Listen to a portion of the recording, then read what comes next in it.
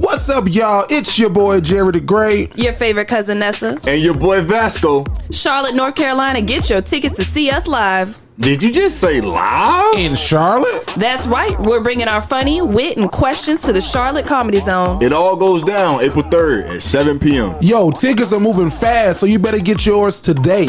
Charlotte Comedy Zone, your favorite play cousins are in the building.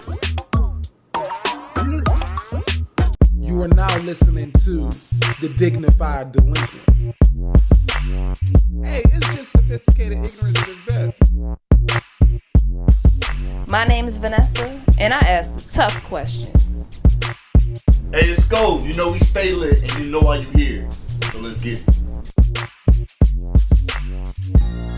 Yep, it's your boy Jerry the Great, and you are tuned into a brand new episode of the Dignified Delinquents show. And of course, happy Saturday. All my people are in the building. First and foremost, that dude Vasco, tell them what they know. Yo, what it is, what it do. It's your boy Sko, aka I am.VSJ, aka Head Honcho Hype, aka Money Vasco, aka the best vlogger you know, man. And welcome back to the show. How y'all doing? Go ahead and like this video, and if you listening, hey man, turn us all the way up, cause you know we all the way live. Nessa, We all the way live. yeah. Nah, you know I gotta do it right. Let me introduce the one, the only, the lovely Miss Nessa Ness. Oh, thank you. I feel like I should get some. You should. Give it to me. Damn, I wasn't ready for it. Thank you. It's okay. I got it. I was trying to cover. I was trying to cover. There it is. There it is. Woo! Hey. Better late than never. But never True. late is better. Ooh. They tell me time is money. We'll spend it together. I'm down for On whatever. beat too? You just lead the way. We go to dinner. She don't even look at me to pay. That's all I got for you. Whose song is that? That's Drake. What song? How she got it, I ain't never get the ass. I just knew that she was fine like the ticket on the dash. It's So early shout out Drake. to the homeowners, the girls that got diplomas and enough money to loan us a little something extra. Should we ever need it? If it sounds like you, then let me hear you repeat it. You fancy, huh? Okay, You it's fancy, early huh? Drake. Not early, but Nails done, hair done, everything did. I didn't I like got that the song. vocals and the bars. Okay. I don't know why. I didn't didn't really. move. I didn't love enjoy that song. I only like the end of it. I think when the beat dropped. Get the pretty girls and let me see your hands. Yeah. Yeah. I don't. And that song had so much potential because who was on that? T.I. Switch Beats and Nelly. Came This had so much classic potential. fast. T.I. for sure. I think. Pretty sure. Well, listen, this is a breath of fresh air. So many fine dime vines with the bitches in here. Yeah, no, it was a great song. I don't think that it was a. Somebody just said this on Twitter the other day, and I was arguing, but then I was like, well, let me see. They said Drake doesn't have timeless music; he has hits. What do you? I disagree. I did too. Yeah. I mean, I definitely like older Drake more. And even if that isn't that good of a song, if that's one of his worst songs, it's still a good ass song. And I'm not even like a super Draker. But an old Drake like Thank Me Later, Take Care. So Far Gone. That's where That's what you. You get lost in the sauce and on? I can up to, I think, Views from the Six. View. Okay. If that's the name of the album. Views. Okay. Yeah. And Back. I can Okay. do. My So Far favorite Gone Drake, back there. you know, Sooner Than Later. Real Drake fans know this. I forgot to call you on your birthday. That's when Drake. He didn't want to sing at first. Yeah, I remember hearing that song for the first time. We was riding back from the bowling alley in like 10th grade, and my friend was like, "This finna be the next, like Whoever, Chris yeah. Brown or something." And I was like, "Who the fuck is this?" And then now- he's like, Drake. Let me go download this on my MP3. He didn't want to sing at first. He thought that his daddy had to convince him, like, no, like, you asking Trey Songz, all these artists to get on your song, like, you just sing it. So he was like, all right, so that's how he started singing. I would have slept on that. I didn't know that. Yeah, he didn't want to sing at first. So shout out to Drake. Introduced to Drake from Degrassi. Seen that nigga like one episode. Of course you did. Wheelchair Jimmy. I don't Look at you remember him now. on that. You said you don't remember on that? No. I couldn't connect the two. I didn't watch a lot of Degrassi. His first big song was Drake. I'm going in and I'm gonna go hard. First off, you know what it is. If you heard Drake, nigga hoes, blah blah blah. So I was like, this ain't the same nigga that's on Degrassi. Oh, no. This ain't the nigga that's in the wheelchair looking lame as Those fuck. days are long over with, my boy. It's like, yeah, that's Wheelchair Jimmy. I was like, get the fuck out of here. Nessa, how you doing, dog? I'm okay. Here we go. Okay. Well, No, I'm not gonna go all the way Damn! into it. I won't. Today was just long, man. The week has been long, and I don't know if it's just my kids or everybody else's kids. I don't know if it's because we just came back from spring break, but it's been a good week. This your first week back? Yo, you so late. You know, like 80% of the time, like we good, we cool. I can, all right, I need everybody attention. Right. And then I'll have everybody attention. But like fucking yesterday and today has been all right, y'all. Please stop. Y'all, please stop talking. You go ahead and move over party, here. Party. Please Shut the fuck up, boy. You go ahead. Go next door. Oh, God. Go next door. I'm finna text your mama. Well, why you gonna text my mom and all you did was move they seat and put it out? Why they get all them chances? Man, look at this nigga's shoes. I'm not moving. Bro, then I had to call security. Shoes. Can you please? You got to call security? She had to call security because it was too hype. I had to call security because it's like, okay, y'all, it's silent time right now. Seriously? This week, out of the 48-minute period, I need them to be silent for a whole 2 minutes throughout the duration of the class for me to explain the instructions. Other than that, they can work together. You can talk as long as you want to. I don't care. So they couldn't do it. So then I'm telling on myself real quick. But I had to shut the class down. I had to make them get silent real quick. And then the girl kept talking. I said, hey, I just go next door for me real quick and then come back in about 20 minutes. I ain't going. So that's why I had to call security. Because you can't pump me in my class. Yeah, that's true. And shout out to my security because he was there like that. I was going to ask a question, but I don't want to. What time of day was this? Like, don't answer what period it was, but what time of day? It's been my morning classes. Okay. It's between 10, man, we just getting the 10 and 12. The rest of my day, they be chilling. They lit. God damn. They calmed down after. And then one of the classes come right after gym. So let me ask you a question. How many lit students you got in your morning classes? Every class got lit students. Majority of my students is lit all day long. And they all know them? Like they everybody know everybody. You know what I'm saying though, it's an inner working of cliques. Yeah, yeah. So do you got the clique that's always in some shit, doing some shit? Yes. In each period? Yes. Yeah. I know the whole story of everything that's going on all the time on campus. There you go. Because this one will talk a little bit about it in class, and then the period will change, and then this one will come give me some more details. They're not giving me the details, but I hear them talking, and then I gotta fuss at them for talking because it's like, y'all, we not on grade level, but we talking about jumping, we talking about fighting, we talking about all this other shit. And it's just frustrating. It's just frustrating on so many levels. You tweeted something. I thought it was good. I forgot what you said, but you said something about. If you work in an office setting and you're having an off day, maybe 1 to 2 people will realize that you're having an off day. If you work in a school, 200 people gonna know that you're having an off day, and they're going to remember that you have an off day because half of them are kids and they don't realize that people can have a bad day sometimes. Yeah. So because their days, they might have a bad day, but it's not like it's an etch a sketch board. They'll shake that shit off and then it just. And then if you work in an office and you having a bad day, maybe you can go home for the day, or maybe, you know what I'm saying, you could just step outside and nobody's affected.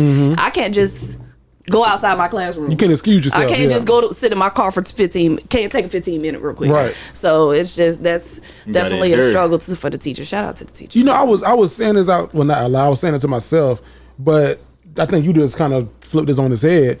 I was saying I haven't worked at a job since I was probably 18 where they had a no cell phone rule. Like, I'm like, you ain't gonna tell me I can't use my damn cell phone at my place of employment. And then I haven't had a job where they gave me 2 15s and a 30 since 18. But you as a professional teacher, you probably have to abide by some of those restraints. Like, I can't. I was just talking to my boyfriend about this, like, because you have friends that like want to talk to you every day, which I love y'all. I just don't have that capacity, especially from the hours of 8 to 5. That's like, I can't be on my phone. Dead. If you send me a video or a TikTok or a voice message, I can't listen to it. 10 o'clock. Yeah, and then by then I'm at home and I don't want to be on my phone like that. So, yeah. And it's weird replying at that time of night too. It's like, I know you probably sleep or. And then it breaks the, like, you know what I'm saying? If somebody send you something funny in the text, then you want to respond real quick with a meme. Right. And if you respond 5 hours later, that shit ain't funny no more. Like, wait a minute, it ain't even funny no more. Yeah, After I'd have sent it to you 3 hours ago, I realized the harm that had. Wish I could unsend it. You ever search for the meme before you send your reply? Or the GIF? Like so like that his you'll uncle. have it. Yeah, but I'm terrible at getting the right. Really? Jip, No, yeah, I do that all the suck time. at it. I'm good Like at this I have my same little 5, like in rotation. Oh no. Something funny, I'm a dance. I always do the white kid looking like, you know, what I'm talking about with the yellow shirt in the school pictures Oh yeah, with the straight face. yeah. I always use that one. My homie Jarvis, he always used T.I. and Tiny Dort's son when he was drinking the tea at the table. Oh. He always used that. Whenever he say something to him and he unbothered. My dog Breland, he is the meme and the video king. Like I don't know how he has his phone set up like where he can just dive into like a folder and boom boom boom boom, boom throw it out. He probably got them boys saved. Yeah, he does, but it's like I'm like, dog, how you so quick with that shit? Because Telling you, he searched that shit up first real quick before he sent his response. Like, Does he I use search Twitter a lot? one looking out the window. That's he what does. He uses Twitter a lot too. But like in like the group message, like the text message thread, like if I'm looking for a video, like, hey, Breland, what that video would have do was like, Jesus Christ, like who anybody got that video? Breland, send it to me, right? You talking about this one? Yes, exactly that one. How did you know? How did you know? Right. Speaking of middle school though, because you work at a middle school, I was just reminiscing the other day. You know, one of the most stressful things in life when you're that age, and I don't know if they got to deal with this now because times have definitely changed. Was calling the girl's phone, getting her number in school, calling her when you get out of school, and hoping that like her daddy don't pick up. My daddy picked up on a couple of my friends. Yeah. Was he cool with it? Was he like, oh hey, yeah, here's Vanessa? No. No. Okay. No, like more like what you calling my daughter for? My daddy got like a real deep voice, and then I think he was just like playing with them because eventually he'd be like, oh. Vanessa, you got the phone. Yeah. So that was one of the most nerve-wracking time periods. I had a girlfriend in 6th grade named Kiki. Shout out to Kiki. I don't know what Kiki yet. I don't know what Kiki doing. Shout out to you, Kiki. But shout out to you. But her daddy. They had one cell phone in the house, and her daddy was her daddy's cell phone. So I had to call her. And every now and then he'll answer, or like he'll just give it right to her. But then one day, I guess I was calling too much. Like nigga, you been calling me from my phone for like 3 months now. Who the fuck going on? So he was like, "Who this? What's your name? What you doing with my daughter? How y'all know each other?" So he grilled. Yeah. And I was like, "Yes, sir. I turned into a slave. Yes, and I surely is gonna take good care of her. In Boy, school that- right here." Have her back by the time they'll I get say. respectful like that when they want to. Yeah. And Easy. when the shit not going good, they rolling their eyes and they necks and all that stuff. But the second they want something, yes ma'am, yes ma'am. Dating in general sucks at that age. So That's the same thing with I was watching 13 going on 30. Oh, that's a good movie. It's a pretty good I love movie. that one. And now I could have When been. were you watching this? Recently? Yeah, but we wasn't watching like like how like a movie's going off and something else coming on. So it had just got to the scene where she came back from being 30 and jumped back to 13, and then she cursed a friend. I don't know if you never saw the movie. It's a good movie, I guess. Jennifer Garner. Don't guess. It is. It's cute. I've seen it in its entirety maybe once, but. It's definitely like a chick flick. Yeah, that's what I'm saying. Like I seen it in its entirety maybe once, but like even when like that whole 13-year-old going through all that kind of thing, I was like, I don't miss them days. My kids be going through it. They be like, I need some advice. I don't want to date him anymore. They have been together and they only last for like, they be together for like 3 days. And then I'm like, well, why don't you just tell him you don't want to be with him anymore? I don't know, because I don't want to be mean. And it's like, you're not being mean, baby. Just tell him the truth. Tell him you don't want to honest. date. I remember when I was in 6th grade, I broke up with this boy and he cried as we were walking to the bus. And then I had his jacket and the next day I had to give him, gave his friend his stuff, and the friend was like, yeah, he's sitting in the band room in the cubby. Oh, Lord. Like, yeah. Not in the band room, in the cubby. That nigga played the tuba. Him was sad. It was sad. What grade you was in? This was 6th grade. This was my first boyfriend. He definitely was in the band in the 6th grade. His name was, I ain't I was gonna in say the his band. name. 6th grade? Yeah, but yeah, as a matter of fact, the girl I'm talking about, she was in the band too. 6th grade? Yeah. Well, it was in the like band? 6th, 7th grade, some shit like that. It was one of them grades when this happened though. But she liked me. I guess I was something she never seen before. And she caught me lacking while I'm out playing. I think it was either kickball or like flag football with the boys on the field. She caught me lacking, bro, and like pushed me against the fence. And I'm like, bro, I've never been in this position before. Right. I don't know whether to hit this girl, push her, or like just take it. Right. So I was like, damn, let's hear her out. What's up? So she pinned you up to talk to you. So I've been thinking about you for a minute, and so what's up? What me and you gonna be together. What's up? Nothing like this. Yeah. My You arms got a at this point. girlfriend, like, yeah, you that's gotta- how she did your ass. You got a girlfriend, Nesbitt? You single or what? Nah. And it's Norbit. I mean, yeah, like. Well, you do now. Get your ass up and hold my hand. Oh no, yeah. No, that shit was crazy. The girls was aggressive. They are still. They definitely. Yeah, it's constant. It's a hormone change. Stop touching him. Stop touching him. Stop touching. Like it's. And when you think about how much fucking they doing. Stop. This is not euphoria. No, I know. I'm gonna go back to my school because. Okay. Yeah, I'm going. That's what I'm saying. I'm going back to like my age. I can just imagine now what's going on with all this access to technology and They better be using access to technology. Then keep yourself to yourself. I work from home some days. So like some days I'll be like I might run to the office and come back, but it be because I know we do half days and Wednesdays in this city. But like on a Tuesday, I see like a girl like you obviously young. You to skip school, you walking with this boy in this neighborhood. That's not your brother, because I can tell how y'all walk. I was like, I want that to be my job. That would be my dream job. What? Just ride around the vicinity of schools and catch kids walking off campus and skipping. And You want just to be a cop? where we going? Turn it back around. So you want to be a Karen? I want a horn on top of the car. Yeah. Get back to school. Alarm. That would be awesome. I was like, I remember them days, but Jesus. It's weird. It's a weird time. Yeah. Because you don't know what to do, how to do it. Yeah, I don't. I just. I got nieces and nephews. I'd be like, Jesus Christ. Just, I tell them, don't even do it. Don't. Disgusting. Don't even worry about dating and. Yeah, because you ain't gonna think about this person for real. And by the time you get to whatever the next year, the next grade, you know how many girls out of whatever the next month. Right? Yeah. At this age, oh my gosh. Jeez, Louisa. Just wait till you leave this campus. Wait till you go to big school. And then you're gonna go through what they're going through now in South Beach, just in the reverse.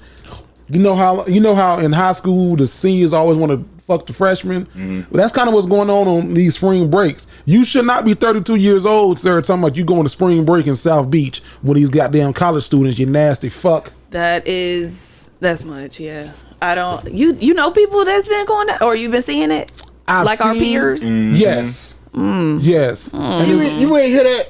It sounded personal as hell. you heard me say, sir.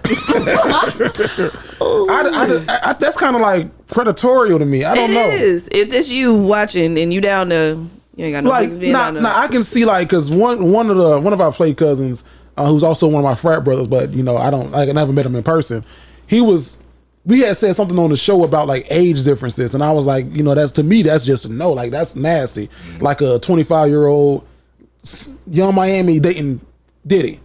That's like what the fuck, but they got money. They do what you want to do. So like he kept sending me like different examples of like those ages, and I was like, well, I guess like so some people it's working, but for me that's absolutely nasty. Still not. But when you're like talking to an 18-year-old and you're 28. Dog, what the hell are you doing? They know exactly offer what me. they're doing. What you even want to Something you go can down? offer. Unless it's your birthday, if you're over 27 ish, I'ma and that's say being 5, generous. yeah. You should not be in South Beach or Panama City if they still do it. Spring break. Yeah, for spring break. Why would you even want to? Yeah. It's crazy as hell down there right now. Like we went to Destin last year and it was spring break time. But we didn't think that motherfuckers went to Destin because Destin is like a retirement city. So because Destin's so close to Panama, that some people are like, okay, well we gonna stay in Destin and just drive back to Panama. So we're like, okay, we gonna push this shit out a little bit further this year because we don't want that spring break crowd. Like it was cool because it's a lot of people, but it was also like a lot of people. Yeah, like a lot of young people. Yeah, so shout out to all the nasty ass dudes that's doing that. I hope Chris Hansworth walk out on your ass. Are you Justin? Come on and have a seat. So have a question. Are you here tonight? I used to watch that all the time. I used to love that show. To Catch a Predator. I used to watch that shit. Oh my god! So I had the transcript. You sit here. I'm going to stretch your vagina out and make you feel like a woman. You remember writing that? Then the dude be there with a pizza like. Oh, that wasn't me. So that's not your phone number? No. So if I text you right now. Then they always got the same line. I was just coming to let her know that what she was doing online was bad. They do. And she shouldn't have been doing that. I was just coming to let her know it's not safe. They stick to the same dumbass. I was just coming to say hi. That's Right. all I wanted. You know, drove she's my friend. all the way from Washington, Right, D.C. 2 hours. to Florida Stop, got some pizza and some condoms and some to say Starbucks. hey to this. Come on. 15, 16-year-old girl. Then my favorite part, you're free to go. Whenever you want to leave, you're free to go. So they dumbasses. I just want to say, no, go ahead out the door. You can go. They Just to let you know that we are going to be sending this to the police. Nigga, police outside. Come and start. Between that and cheaters, I don't know. I don't know why. I always thought that Predator felt a little bit more realer than Cheaters. But cheaters just the narration. Yeah, was crazy. It was I ain't even gonna try to do it. But no, and Cheaters. The thing is, like some people supposed to get shot the fuck up. Cheaters? On Cheaters. You supposed to shoot some people. Some people supposed to get killed on that show. You ain't gonna show me all this documentation and put me in this van to go to. We know where they are. Pictures going to goddamn hotel, coming out the hotel, phone recordings, going to movie dates. And shit. She just left. You can come through. Oh shit! Nah, watch this. Watch. Look, that's all I needed. That's all I needed to know. We're ready for you outside. The van's ready. Goddamn, I'm ready too. Let's go. And then that is a dangerous it'll job. Be a tears ass Let's roll, friend. Because I wouldn't be saying shit in the van. The camera be on. So how you feeling right now? You gonna see when I get there. Ain't gonna be no talking, no questions asked, no words exchanged. As soon as I pull up, it's on site. And a lot of stuff ain't on site. We were talking about cell phones, and I'm just curious. Do y'all use Waze or do y'all use Apple Maps? When y'all put y'all GPS in? Apple Maps. And I hate somebody that always want to do Google Maps because the junk don't never work. Google Maps? Yes. It don't. I don't use it. I've never even. No, because my boyfriend, he always be like, I don't want to use no Apple Maps. Pull up the Google Maps. And it's like, why? Because this one time 4 years ago, Apple led me the wrong way. And I'm like, God, you ain't let that shit go. People use Google Car. You told my dog, bro. Hey, you want to use Google Maps? You ain't put them out there. I get that. I used to use Waze a lot, though. I ain't gonna cap. Who? What is it? Waze? Waze. Oh, I thought you said something. What's I thought you said something else. Waze. Oh yeah. I know what you're talking about. I used to pronounce it that way, but I used to use that a lot back in high school. But now it's strictly Apple Maps. Apple Maps. What is Waze? So Waze, it's a GPS system, but I like it because it lets you know, like it's like a whatever you call it, like a peer-to-peer kind of notification system. Yeah. So a lot of people be on it, and then they'll let you know, like, hey, police ahead. Because somebody in front of you done reported that the police were up there. So it kind of, so I use it even if I'm going like just down the street, I'll turn that bitch on. Let you know when an accident, traffic. Y'all be the one saying like 50, like so I don't. And is there like a little notification or is it like a chat? No, like so a little icon. Like a little icon, Oh, okay. It's like you can have like the voice on. It's like police reported ahead. Oh, okay. But then like whenever I'm driving or like cars stop to the right, but I can't go in and report everything. But what I do is I confirm or deny if that's true or not. So like it'll let you. So like you can say like, okay, still there, or not there anymore. And the thing, I love Waze too because Waze for whatever reason gives you the quickest route. We doing both pronunciations. Waze will send you through a nigga backyard to get you there quicker. I don't want to do that. Wait, that's how quick the route. That sound like Google. That's how quick. Like Waves, like you can save 15 minutes if you turn left right now. Like shit. Fuck traffic. Fuck the pattern. Fuck you can go through the yard, run over the dog. You can save 15 minutes right now. I ain't never heard of that. You never no Waze is. I'm gonna use it now. It's a dope ass app. Like I don't speed that much no more. It's not even with speeding though. Like even with like because like with traffic alerts. Let you know. Yeah, like they let you know like heavy traffic ahead. They let you know how fast you're going too. Yeah, that tells you your speed limit. Big one, bro. I was always in red. A rush. That's what I said. You was always in the red. That's what we do. Yeah, you was always in the red. I know what you were saying. People were using that. You like, damn, that little thing blank. Like, damn, I know what I'm doing. I know. But you want to cut the phone off, but you need the directions to get there. Police reported ahead. Thank you. I needed that. Thank you. Speaking of driving fast, though, did y'all see this thing on Twitter? This young lady, I forgot what city she's in, but she's 21 years old. She is in jail right now for vehicular either I'm gonna say homicide. I'm not exactly She's in jail sure. for a whole bunch of stuff. Okay, The count list is okay. So okay, I ain't see the whole count list. I just read the surface level of the story because I wanted to stop right there. Put me on. 3 counts of everything. Oh shit. Basically. So she's a 21-year-old young lady, black girl, who had from what her social media says, had a history of reckless driving and or driving under the influence. So a couple of days ago, she was, I guess, driving home, and under the influence, she got pulled over by 2 state troopers. So when they pulled her over, I'm not sure if they didn't find enough calls or if she, 110 and a 50, and there was another emergency in the area. So she was on 110 and a 50, and they pulled her over. So I'm not sure if they found just cause enough or if the emergency up ahead was more important, where they were like, okay, we're going to let you go, slow down with a warning. And they went up ahead to go stop a guy who was walking in the middle of the street. So when they went up ahead, she came behind them, hit their car, killed the 2 state troopers and the guy who was in the street. She was drunk. Because she was drinking and driving. Drunk driving. And then, like, as soon as she got pulled over, that's why the story's so big, she tweeted, so how about I just got pulled over and the police gonna tell me I'm doing 50 110 and a 50. Yeah. And then people started pulling up her tweets, and it's like, she had one in January that said, I'm the best drunk driver ever. Mm-hmm. Which is just a weird flex. So they gave her 3 counts of everything?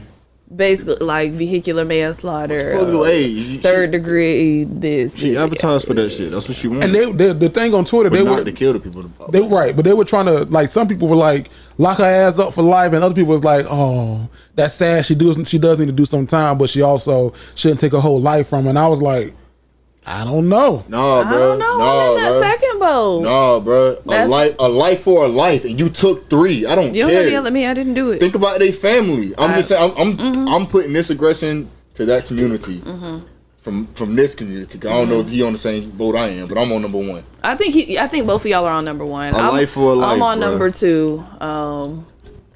For me, unless you, I guess, like, rape kids or rape women, or you murder people, I don't think that anybody should be away. Shit, she did murder 3 people. She did, but she didn't.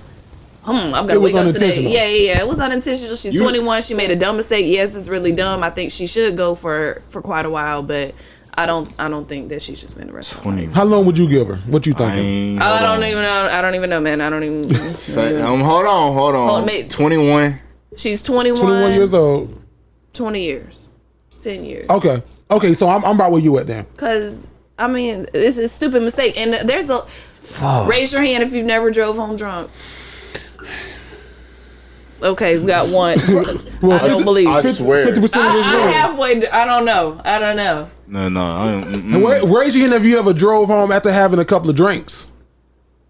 You've never... Okay, everybody done did that. I think, and the legal limit is a lot lower than we realize. Right. Like, so you have a drink. Yeah, so I think a lot of us, if we got pulled over whenever we think we're just tipsy or whatever, we would be getting a DUI. So I think most people have driven under the influence. It could be 90% of us, that's in her shoes. Maybe not doing 110 and a 50 now. I don't think I've done that. That's excessive. But somebody would have to stay behind. I'm gonna stay here with her. You go up there and get down. We were on our way somewhere, and I was thinking about all the times that like in college, whenever you drove home, I don't know if y'all did it. Vasco obviously didn't. But like driving home from the club drunk, even if it wasn't me, maybe one of my line sisters, or maybe one of my neos or something. Like now I don't move like that, but it's like, thank God that I'm still here, because same shit could, I don't know. I think the last time I did it, I remember the year, the day, and what happened. How we were staying in the townhouse, so that had to be 2006, 17, and I remember that was the last time. Like now, I would not. I ain't gonna sit here and on this podcast and lie and say I've never driven, because if that's the case, everybody that's leaving the bar should not be leaving the bar. You know what I mean? So I'm not gonna sit here and say I've never driven after having a drink or 2 or 3. But like you know when you're not supposed, like really, like, and I've had some moments where I was like, shit, the guy gonna get me there. Or you just get in the car and it's like, oh, I could drive. I got like, I just sobered up. And then as soon as you get home, it's like, oh fuck, right. I should not have. Like, how did I make it here? Jesus. Yeah, I'll take back what I said. It's okay. Why you recanting? You realized something? 21. Bro. Even if you do fucking 20 years, that shit gonna drive you crazy because you know it's gonna seep in like, damn, I really killed three people. And that's gonna seep in. That's gonna eat away at you. Right. Exactly. And by the time you come out 40, it's gonna be, you're gonna have to start. It's gonna be a whole new world out here. Yeah, I was gonna say that. So I'm like, the bad part of I'm that. on that. I'm on that too, bro. That's kind of like the singer Brandy Norwood. Like not to bring up her past, but y'all remember she killed that lady in that vehicle accident, not on purpose, but like she had hit somebody and the lady ended up dying in the car crash. Oh, yeah. I don't know about that, but she went to jail. No, she didn't go to jail because I believe it was listed as being accidental. Yeah. But the thing is, like, she has to, as much success as she has and as happy as she is with her life and music, movie, and TV, she has to deal with that. Like, she has to, every day, it's a whole family who hates her. Yeah. Because of... I can't speed in no residential. I'd be so scared. Tell it to the niggas that live out here. Yeah. Every time I'm sitting out there, I'm like, oh, shit. Get out this car. My car be shaking whenever they ride past me. But so they want to put speed bumps out here, but I'm like, I didn't sign a petition. Oh, yeah, that's gonna be lame. No, because they gonna put too many. They gonna overdo it. And speed bumps turn into the hood a little bit, in my opinion. No, lots of subdivisions have it's just speed not bumps. as what's the word I'm looking for? Visual. Aesthetically pleasing. There you go. Yeah, that's what it is. I said now they do speed tables. I'll be cool with that. What's a speed table? So you know the speed bumps is the yellow thing, but speed tables like the one like it's basically like built into the road. Oh, okay. And like it's like a little hump. You really got to slow down for them. Yeah. Because if you don't, you in the that whole bumper. but like speed like yellow speed bumps in the street. Okay, no yellow shit. speed bumps. Yeah, no, but yes, what you're saying. The speed tables, I can see. But they were the HOA was they were like, oh, it was just gonna cost so much money to get the speed bumps. I'm like, well, if it's gonna cost that much for the speed bumps, I know the speed tables ain't even the question. Shit, put some more signs up. Slow down. Put the little children walking. Yeah. Children present. Slow the fuck down. Call the neighborhood watch. I can't. I'm sorry. You in the neighborhood watch? Who, me? Yeah. No, I'm not in neighborhood watch. Y'all got one around? I'm sure we do. Why you not in it? May I ask? We shit. I don't care that much. I love seeing those signs. But watch out for me. But watch out for me. I'm sure we do got one because I got a letter from somebody like, y'all need to put y'all trash cans on the side of y'all house. I was like, they going in the front. Now how about that? Is that the neighborhood watch or the homeowner? Well, I don't know. Shit. Somebody put it on my car. Talking about the trash cans need to be on the side of the house. I like, watch. Well, you want it to look nice. That would look nice. Is putting them on the side of the house. The reason why though is because we get a lot of rain. It was a rainy season then. So like when it's summertime, I'll probably put them over there. Mm-hmm. But like when the trash cans get in that kind of mud water stuff, you tear your grass up, and then it's also harder to pull it. So I was like, it's easier. Speaking of, y'all need to cut y'all grass. Thank you, Vanessa. Thank you. The yard man will be here tomorrow. You got a yard man. Go ahead. Say what you're gonna say. I'm gonna say it. Good question. Because my yard way the trash cans out front. I normally keep them in the garage, but yeah. When you do put them out front, are they in front of the mailbox? No, we don't. Well, we don't have a mailbox, so no. Say listen. But that messes up the mailman, I'm sure. My daddy used to yell at me because he has to. And what else they do? They do people who put like park on the side of the road and they block their trash cans with their cars messes up the garbage man because then he not gonna move. The garbage ain't gonna get picked up. Why do you have a yard man? So when we first moved in here, now y'all see the front of our yard, but we have a big backyard too that goes way down to the water, which isn't a problem to cut. So I had a lawnmower. It was a borrowed lawnmower. It went out on me. Then I brought another one, and then that one went out. And I was like, well, cutting the yard, like some people enjoy. I enjoy putting lines in it every now and then, but I'm like, man, I do so much other stuff on my weekend. I want to enjoy my weekend. Okay. Like I work so hard throughout the week, and shit. So if your business is to cut yard, you gonna give me a good price? Yeah, sir, come cut my yard. How much do you pay to get your yard cut? Like $30. Front and the back. Mm-hmm. Oh, okay, that's not bad. Yeah, so yeah, you gonna cut my yard, and then you'll like right now it's not treated good because we don't have any. I gotta call True Green to come out.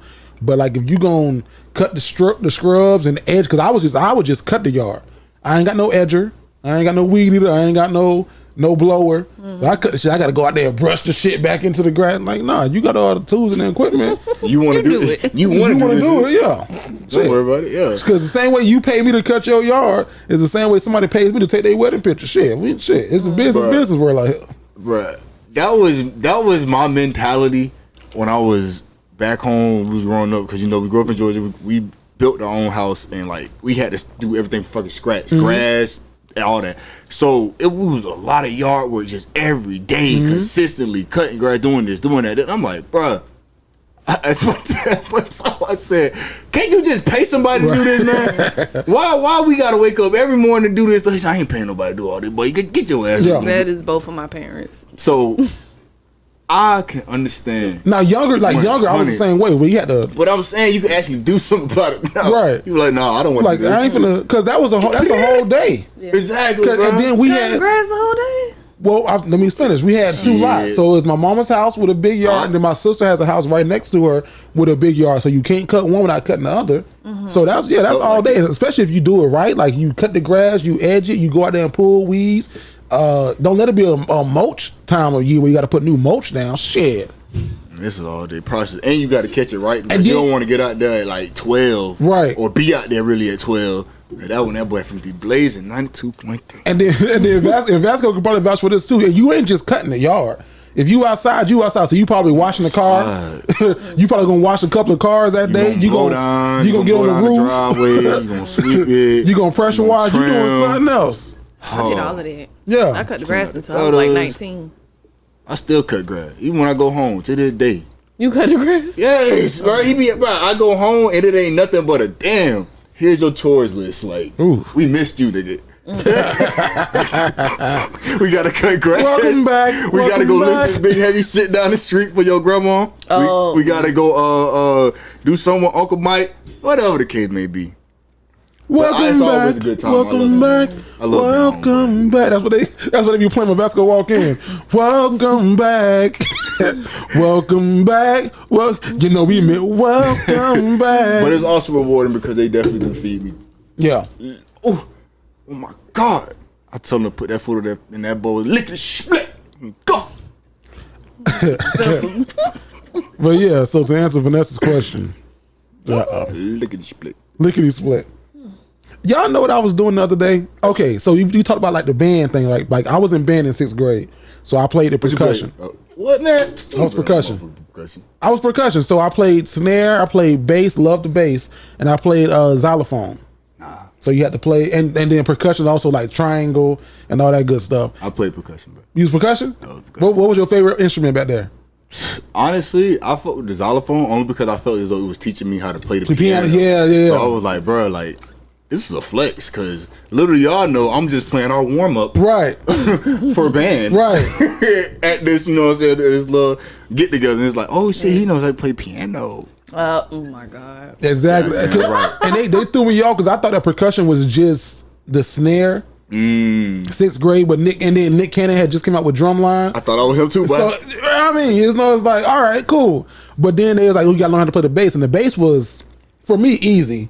Because it's just a scoop, boom, boom, boom. Like you gotta follow the music or whatever. We had to learn how to read music. So that was a skill that read music. I can't play any instrument. But I gotta flex because I don't talk about this with nobody else. I was the best percussionist 3 years in a row. I was second chair. Middle school. I was definitely second chair. You was first chair. I was the president. Of the band club? He was vice. No, I'm saying like yeah. Because it was a white dude in my class named Connor Berther. And he'd been playing drums since before. So like on the snare, like he knew like 8 counts, 16 counts. He can roll. I couldn't roll. I couldn't never learn how to roll. None of that rolling? Shit. Oh. Yeah, he could. You know how to do that? Oh. Yeah. I had a whole little set at home. I can play everything up to like a 18th note. I don't know what that means. So a four count is 1, 2, 3, 4. 8 is 1 and 2 and 3 and 4. 16 is 1E and a 2E and a 3E and a 4E and then it's weird like how you learn that skill. Like it's like an etch a sketch. I don't remember the shit now, but like whenever I watch somebody directing the band now, I know that when they're doing this, They controlling the flow of the music, and just imagine like a pad being right here, like a pad. This is how we was taught. Every time he hits it, that's a note. So 1, 2, 3, 4, 1 and 2, 1 E and a 2. So the faster he goes, that's how you got to keep up. Shout out to Miss Beautiful, man. Learn some music. Yeah, shout out to Mr. Dower at Buddy Teller Middle School. It's so crazy. Learn something new. But that xylophone shit, you right, because I learned one song on the xylophone. I still can play it on the piano today. Man, I remember you just brought back flash, but I remember we had this one time, bro. She gave me a bass solo. She was like, "We've never done this song before. But we're gonna do it because I really love this group. I think we could do it. I see the potential. Right. But keep in mind. Even though I did win best percussion like 3 years in a row, that was voted on by my peers. So in her eyes, I was good.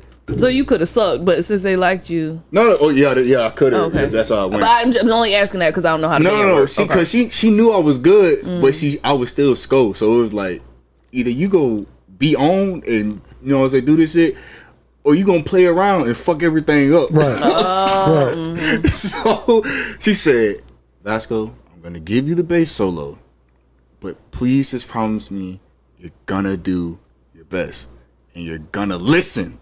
She emphasized the listen. I was like, yes, ma'am, I got you. Man, we showed up to the show. We all had to get dressed up because this band dappered up. Tuxedos on Black deck. suit, white shirt. Yeah, you feel me? I come in strutting in with my little sticks. Cause I can't, I ain't carrying the big ass bag. Right. I left the bag in the room when I got there because I wanted to strut. Right. When I came up because I knew. You had a cane? No, I had drumsticks. Drumsticks. These are my drumsticks. So I came in straight. Man, so we get to the big part where she's fucking no, and the Christian's looking at me. I'll go boom, boom, boom, boom, boom, boom. And then everybody go crazy, like, you know what I'm saying? that was the shit. That was the shit, bro. Sorry for reminiscing on No, that's that good. shit was lit. I Memory, gotta call Canard, bro. Memory unlocked. On game. It was a little black character. Now, for me, and I'm gonna play a little bit of it for y'all, because I you know what? I realized I was in elementary school. Did y'all have special areas like? What you mean? So you go to music or you go to PE or I don't know what y'all called them in middle school. It was something similar to that. Okay. I just had to the same thing. Yeah. Oh, see, we didn't call them electives until high school. For me. Middle school for me. Yeah. Resource. We call them special areas. So like that word sounds familiar. We call them like your special areas. Like you gon' I think it was like weeks at a time. Like this week you're in PE. And it'll change up. Yeah, and it'll switch up. It was so hard. So whenever we had music at special area, we would have like choir. So like one of the songs that we had to sing in choir when I was in school was a song called Responsible. And like as an adult, I listened to it the other day. I'm gonna play a little bit for y'all. And I was like, dog, like one, I don't know if we really knew all these words and what they meant. But we was in that bitch jamming to this goddamn song called Responsible. Can I play a little bit for y'all? Now that's why I went to a white ass school. This is y'all? No, this is just a song. We was in that bitch rocking. 2-step. 1, 2. Responsible. Watch out, these motherfuckers coming this bitch though. I'm able to respond. I'm able. Yeah, response. I'm able to respond. I'm able, yeah, response. Oh shit, yo! No matter what the outside throws at. Turn this shit up, Jay. Turn me up. I'm choosing to react responsibly with decency, fairness, honesty, respect. Say what? Discipline, Justice, courage, and respect. Integrity, compassion. morality, respect, humility, kindness. And did I say respect? Yeah. Oh, that's cute. Oh shit! Nigga, we was in that bitch rocking. You hear me? I love to teach a class like that. Then the breakdown came down. I'm responsible for what I do. I'm responsible for what I do. Boy, we was in that bitch rocking everybody in elementary school. Ooh, the teacher used to be in the hallway. Now, what we responsible for? Decency, fairness, honesty, respect. Humility. No, I didn't know what the fuck they were saying until I was adult and looked back up. I was like, oh my humility, God. kindness, morality, respect. Like, I didn't know the words and what the fuck they meant. Bro, that's crazy that you was about your shit, because today at work, for whatever reason, I was doing some numbers. I was putting some shit together in my head. And out of nowhere, I just started thinking about this. Did y'all ever hear the song? Maybe it was high school, middle school for y'all. But it was the me, media, and mode. No, y'all never heard that? Maybe that was just my generation thing. Okay. Have y'all heard Baby Beluga in the deep blue sea? Swim so wild and you swim so Have y'all free. heard D? I won't do drugs, A won't have an attitude. R, I will respect myself. I've heard it somewhere. Yeah, that's the Dare song, right? Yeah. I heard that one. Have y'all heard y'all know the Do Re Mi Fa Sol La Ti Do? Because that was from the movie The Sound of Music. But then they had a remix. So the remix was like, Do, I make my cookies out of dough. Ray, like on a sunny, sunny day. Me. What? There's no one else outside but me. Maybe it's what we call it, like territory thing. Sing at the fa la la, soul like a solo. Wrote that shit, nigga. That was the shit. That was like shit right now. Nigga, we be in music class rocking that bitch. Responsible. I can see no cap though. I can't see why y'all was rocking it. That shit, especially back then, bro. Like, nigga, I'm listening to the beat. If we got any teachers in this bitch that listen to us, it's the song is called Responsible. The video on YouTube is called Responsible Video. Just search Responsible Song. Play that shit for your elementary. I'm gonna play that for my kids. See why they rock. Play it for them, but play us listening to it for it, so they can see. So they get they can see two responsible niggas jamming out to it. And bleep all our cursing not, because I know that y'all can't use that. Responsible. I'm responsible for what I do. I'm responsible for what I do. Shout out to G-Fa, man. G-Fa, he made a suggestion. I wanted to run it past y'all before we run it past them to see what y'all think. Y'all ready for it? I think I know. Wait a what minute, it is. hold on. You saw it? How you gonna run it I thought past it was us a great and idea. run it past them? Well, because It's on the YouTube channel. Comments. Yeah, it's in the comments. You Okay. sleep. Nah, you right. So G-Fa has an idea. I love how G-Fa talks in third person. He was like, since y'all always singing and stuff, I think it'd be cool if we had a frequent delinquent playlist challenge. The playlist would consist of contestants' 7 favorite songs, and y'all can be the judge and rank the top 3 submissions. P.S. Vanessa is a sore loser. I like that idea. I think that we should just add a layer and give a topic, I guess, if you will. Like, okay, this week the playlist is for slow jams.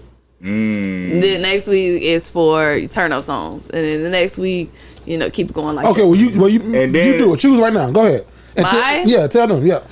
Songs. 7? Like what? No. Oh, okay. The Fuck, I was gonna say, don't put me on. Don't put me category, on. yeah. Okay, the category is love songs.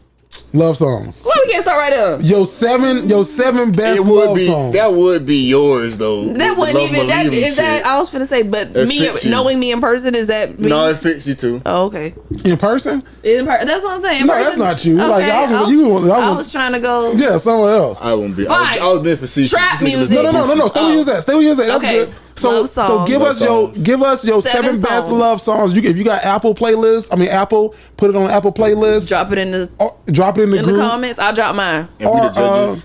Or Spotify playlist. Make a playlist on Spotify. Let's do that. Yeah. Do Apple for me. Whatever you have. Apple Apple for me mine. too. I can find it either way. And Okay, then you gotta have Apple Music to be in this contest. you gotta have something. Oh. Cause like even if you just write the list of the songs down and submit it. Oh, that'll do. Yeah, like true. And then send them to us or something. Yeah. And we'll give you a shout out or something on the podcast live. The best group. You have a week from today's video until next week's video. March 24th. Okay, so just for myself, how are they submitting? Whatever. So if you want, List your 7 songs in the comments or something. if you can list them in the comments, or if you want to get real fancy, list And them in just the make comments and send your playlist link. Okay. That's how you get extra brownie points. There it is. Cause and I'm gonna tell you, I think amongst this room we know some good songs. I know some songs now. So you better go deep. I like new stuff, not like new music, but like stuff You I get don't know extra yet. points for the new Damn, do we stuff. need to give them an error? What you mean? Nah, man, just pick the song. Okay. You pick the songs. You go. That's the. You know what I'm saying. So like, if they pick a new song, you might get more points from me. If you pick something that's a little older than down, You might get points from me. You Why feel did me? you vote on it? Huh? I don't know. No, we'll figure it out. We'll figure it out. Okay. But y'all just 7 songs, R&B songs, love songs. Put them in the chat. Ain't gotta be R&B, country. Got some Yeah, love country. songs. Yeah, anything. Don't Any box love my song. people I'm in sorry. now. I'm sorry. You seen Love them songs. TikTok comments on the country day? You right. Down I'm low. going up, shit. Put some music on the soft and slow. Ooh, baby, we ain't got no place to go. I hope you understand. I've been thinking about this all day long. All right. I've been listening to a little bit. You know why though? Because I watched that video back and I was like, damn, I lied to myself. Like, I like country. Like, who my group? Florida Georgia Line. They good. Florida Georgia Line has a song called Yesterday, graduated. You don't have our to first year exaggerate together. your country accent. And that's how they was saying that shit. Lord knows where I'd be without you. No, I just can't be without you. I'll just say amen. Y'all know that song? I don't know that one. No. I think it's not too hard to count your blessings. I think it's your accent. It's called Blessings. I'm gonna check it out. And the only reason I know it is because I did somebody's wedding. That was a wedding song. Oh, okay. And I was like, oh, this is a nice little country ass song. I like this one. I got a playlist called How the Fuck You Know This Song? And that's on there. Oh, It's on there. that's a good idea. And I got like all my pop music that my wife be listening to. And I don't know what, I don't know, I haven't said this on this show, but our song, as black as I am and as much nigga shit as I like, guess what our song was? Like when we first got together? What? We're 1,000 miles from comfort. We have traveled. That song had just like came out, and you would hear it everywhere because she had a Coca-Cola commercial. What? There's no place I'd rather And y'all used to be. look at each other and We sing used to that sing part. this shit. Oh. I could live forever. Y'all should see her Keep just going. smiling. Perfect. And you keep it going. I'ma throw that beat in. tranquility. As long as you are with me, Hey. our hearts continue to beat. With every step you take, Kyoto to the Bay, flowing so casually. We're different and the same. Gave you another name. Switched up the battery.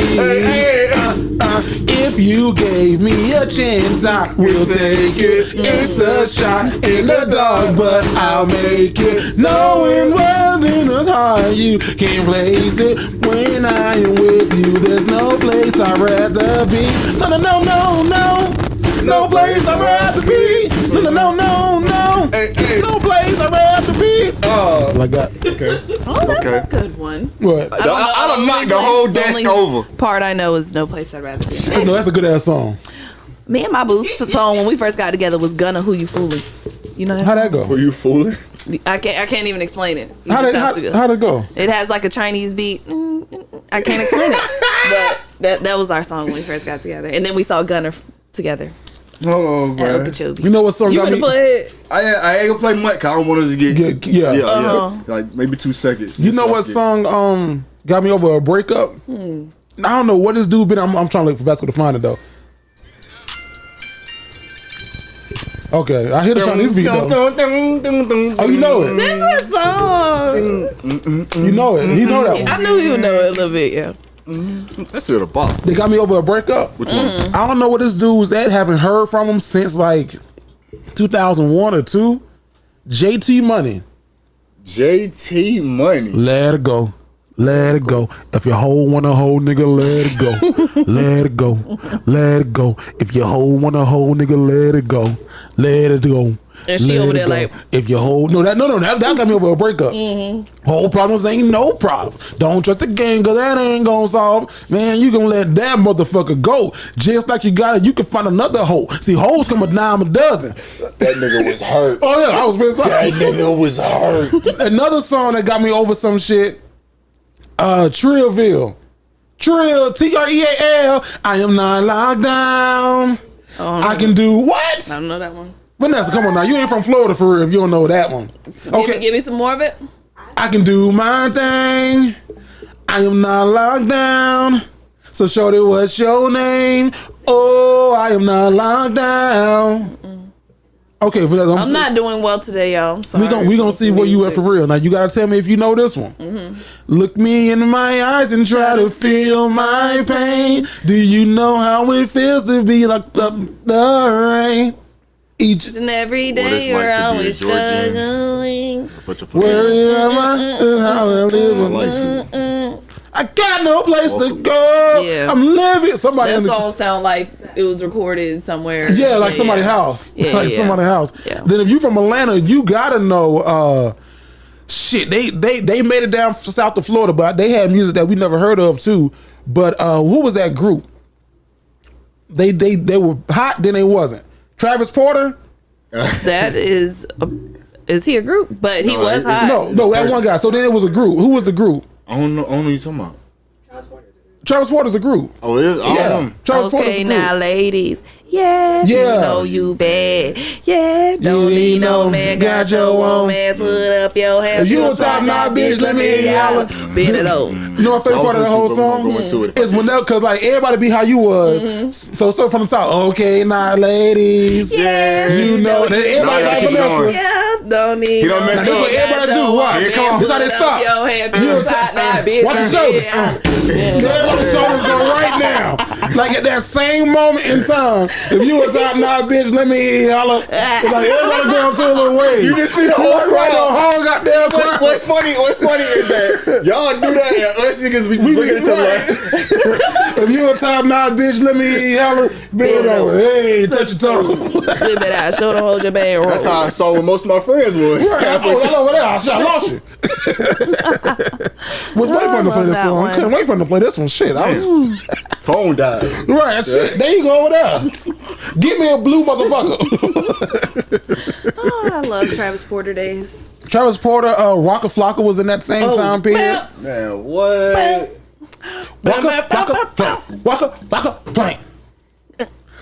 I put my money up. That nigga got the, he I had the love best. Waka. That nigga. That's one of the best first lines of a song ever. It is. I fucked my money up. Damn. Now I can't read up. Ran up in your spot. Yeah. Just to get my stats up. Heard you back on deck. So shawty, what the fuck you want? Heard you talking.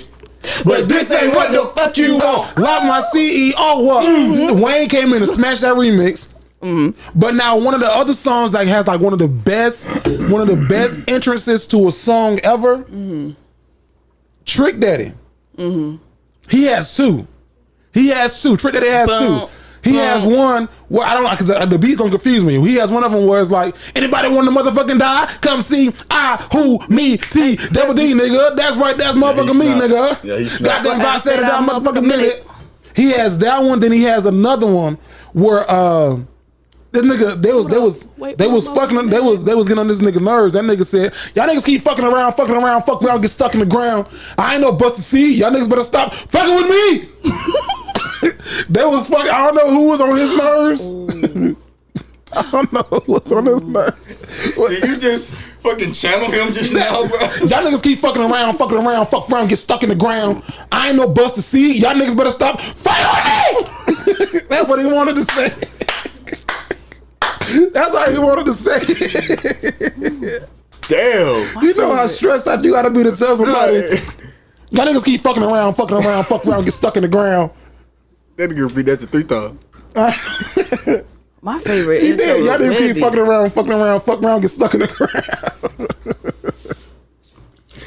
Webby, what's happening? What he said on that? Do Drill we have fan? a problem, nigga? Oh, What's happening around? You know me. Vasco, what's one of your favorite songs of all time? Like not new, current, old, or whatever. Like they put it on right now. You losing your shit. Oh, damn. Oh, damn. Oh, that's easy. Key Glock, Mr. Glock. That's the first one. Second one. Let's see. Gang shit, no lame shit. Key Glock. Game shit, no lame shit. Yeah, gang shit, no lame shit. Key Glock. That shit hard. 2 and number 3. That's a lot actually, bro. Youngest to Do It by NLE Chopper. 100 Greats by NLE Chopper. We can go. Just the beginning of the song is just so hard. That you gotta like they come in that bitch. Yeah, like, no. As soon as I hit them bitches, I'm on 100. That was the question. That's my answer. Easily. Soon as that bitch just come on. Vanessa, so you said yours was Webby was happening. Webby was happening. Yeah, I think my shit got to be Trick Daddy. Or I love Trillville some cut. What it How is? that How gonna start? It just Okay. every time I want to change my song to that, but it's not relevant. Yeah. That's what they said. Give me your number, and I'll call. I'll follow that ass in the mouth. In the mouth. Take it home, left you. Those balls. Oh Listen yeah. here, Mr. Funkadelic. What's the business? Now, who has a great ass verse? The whole song is great, but the song stand up. Boom, boom, boom, boom. Start that. Oh. Dearly beloved, we gather here today to marry this young nigga in his own special thug way. Do you promise to love and respect all of the real niggas? And when the problem comes, down to deal with it. Trick Daddy, That's a verse? I love some Trick Daddy. Trick Daddy, Lil Wayne. Shit, I'm thinking about riding night tonight. Only way I die first, gotta kill me in this verse. Weezy F, middle finger to life, so nothing seems spherical. In the hood, I'm typical. Yeah, I'm living good and spiritual. Really hood, that shit that you in my kitchen is really good. Smoking, drinking, I'm like a fish, and I probably shit on your bitch. Probably piss on her lips, and she probably give you a kiss. Nasty, how they grow, yo. And T.I. on that song too. Okay. Yeah, T.I.'s on that song. T.I., Trick Daddy, Lil Wayne. Check it out. If you don't like what I'm saying, then buck. Swing when you see me, we can throw them hands, suckers, stand up. You ain't know this nigga, I don't give a fuck. If I said it, then I meant it. And what fuck nigga stand? You don't want to see the trigger, that means you want to fight somebody. You know, Get a little into it. Wayne, you said Wayne, bro, and I thought about this verse he had on NBA YoungBoy shit. My Window. Have you ever heard that? That nigga came in spitting. Who's that peeking at my motherfucking window? Well, let them know that they on the fucking outside looking in or out there in there when I don't look out my window, cause all I see is a shit show, and I fuck all of my whole friends, but I don't fuck all my friends. So let's see, toss that bit. Well, fuck that bit. Let's fuck the world. That yap a shot 100 times, felt like I did 100. Crows your Wonder Woman, wonder why my Wonderland and Wonderworld, and jump inside her underworld. Made her come 100 pearls. She pussy popping the back in the window, shopping tinted windows. Let the windows hop it, crack the windows, barrel sticking. Now they stick them up. Let them up, roll windows up my window, wipers off. I work the tech like window. Microsoft my windows on the frost. That sound like new Wayne, but that sound like old Wayne. Bro, you know what I'm saying? That shit gave me vibes. That's why I was like, Wayne bro. is timeless. Wayne is timeless. Wayne is timeless. Drake too. We're not saying that Drake isn't. But Wayne for sure. Damn. You play a Wayne song right now, everybody gonna go to fuck off. Lungs, bro. Yeah. And he smoke. As much as he do. Woo. Now, Vanessa, you asked this question, and I'm curious. I just want to know the background behind it. You asked, do you borrow money from your in-laws or just in general? I don't know where that question came from. You said, well, you Recently, said. some people borrowed money from me. Oh, that's where it came from. He got the money back. I don't know where that question came Not even a from. little bit of money. Recently, somebody I don't know bought where. A good little bit. It just popped in my head one day, and I was just wondering. The in-law part was specific because I heard that somewhere, but I don't remember where I heard that, and I was like, this might be. I good wonder if topic. Jerry would Borrow money from an in-law? No. Why you looking at me like that? I want not from an in-law. No. What if? I don't like borrowing money. Period. Well, I'm fine. Got to. How much, like as a married person, how much financial help could your spouse get from From who? her family? Depending upon what it is. Like what's it for? I don't like say they wanna say she wanted the hot tub. Okay. Every time she wants something like frivolous, No, then no. you That's, say no. yeah. Or, She goes somewhere else. Hypothetically speaking, because she is shit. My wife would go get it by herself. But Right. But hypothetically speaking, that'll be a problem for That'll me. be a problem. Okay. I mean, especially if I'm just saying no off the strength of like, no, not like because I don't know, like we don't need it, and then you're like, well, I'm gonna go get money over here for someone else. Then that'll be a problem. But I think about like weddings when it comes to this, because some people have the notion that the bride's parents pay for the whole wedding. Who the what? That's some people have that notion that the bride's people, and I think some people still live by that creed that the bride's people are going to pay for the wedding. Granted, I have a acquaintance who was told that, and then it was like, you go ahead and pay for it, we'll pay you back, and he ain't get the back. He ain't get the back yet. Go pay I get you back on the a couple sacks, or not even a couple. What's the wedding, like 10,000? It wasn't a wedding. It was for some other things for him and his wife at the time. Well, him and his wife, and it was like, yeah, y'all go ahead and you pay for it, I'm gonna pay you back. And then he paid for it, and I don't think he got back yet. I haven't talked to him. And then you can't ask nobody for that money back because it's shit. Why not? Shit you need it for yourself. So it's like, hey, remember that stuff for me? You said you were gonna buy. Right. As a grown person, I feel weird to say, even though somebody told you. But I think weddings could be at one a of those certain examples. age. If I was 21, 22, I would still be doing it. So Vasco, if you still doing it, ain't no problem right now. Oh no, I ain't did it, but I'm saying I don't see what the problem with. Asking for the money. No mind, it's kind of. I was finna say you bought it for a purpose. I saw dude on Steve Harvey's Judge Steve. They were two friends, and he let somebody borrow $7,500, and they said pay it back whenever. Oh no! So they were on there arguing when whenever was. So they was like, That's right. So then Steve Harvey was like, well, you 70, you 65, ain't no whenever, because we gotta put a date on this ever, because y'all getting up there. Yeah. He's like, this been going on for 20 years. Ain't no damn whenever no more. $7,500. 75 for a boat, yeah. And then, but then the You thing, don't need no damn boat. but then the thing was, the guy was like, I offered to pay him back in increments, but the guy said, no, I didn't want increments. I didn't want to have to, keep like, okay, you pay, yeah. He's like, just get it all in one and then pay me back all in one. No, I don't mind increments. I prefer it. Even like for the photographer for North Carolina, like today I paid him $25, and then last time I paid him another like $50 or something, and I was like, "Fuck, I'm paying him incrementally." And for me, it kind of sucks, but for him, he's probably like, "Just got a random $50." You think not, consistent? No, you don't think so? When people think increments, that could be like, not? I give you $25 here, I give you $100 the next round. And Yeah, then- that's what I'm doing with, bro. Increments is good for people who, like, say you paid the photographer $25. So he asked for a deposit, which I paid in full, and then instead of waiting until the show to pay him the other, So like I do the same thing for my photography company. Like you have a 25% deposit, which is typically like $300. Pay that up front. Then I let everybody pay however you want to pay in increments up until 2 days before your wedding date. Right? That's cool. Especially the people who like wait like 2 weeks before their wedding date and give me all of it right there. That's great for me because it's like, oh shit, thank you. I got an extra, $1,100. Boom. Yeah, that's what I'm thinking of. Right, but when you like somebody like you, like, oh, I got paid, here go $25. I got paid, here go another. You have to keep that money like over here and don't touch it in order to fully enjoy it. You know what I mean? Because like if you give me $25 and I go spend that on put this in my car. And then, 50, bless me with 50. Let's go on a date. Oh, well, that's what he's kidding. No, it's fine because like that's how you got to set up. I know, like for me, like I accept it and I take it, but I'll be like, ooh, damn, because then by the time I get to your date or your event, I done spent that money that you paid, and I'm like I'm working for free. Right, Like, yeah. shit. True, yeah. I give that to you next time. You put it that way. Yes, but see, you stay on, get it how you live. If you book with me, I don't know, because if I'm trying to get in the habit of paying for things as I go now, or saving for things, because that's not my. Speaking of Charlotte, man, I was on Instagram Live with Rodney Perry. Shout out to Rodney Perry, the great Rodney Perry, Uncle Rodney, and he's done the Charlotte Room a couple of times, and we were, because I don't know if I told you this. I was talking to my brother, my oldest brother JR, and I told you how he is, like how he's the person who, what's the word? Gonna make sure you're thinking of other options, or everything you say he has a better answer. Yeah, he gonna big on big. Okay. How you gonna big on big? Oh, he gonna big on big. So like if I'm telling like, yeah, I'm shooting this, like we shoot this podcast. Yeah, bro. The podcast cool. Y'all cool. It's straight.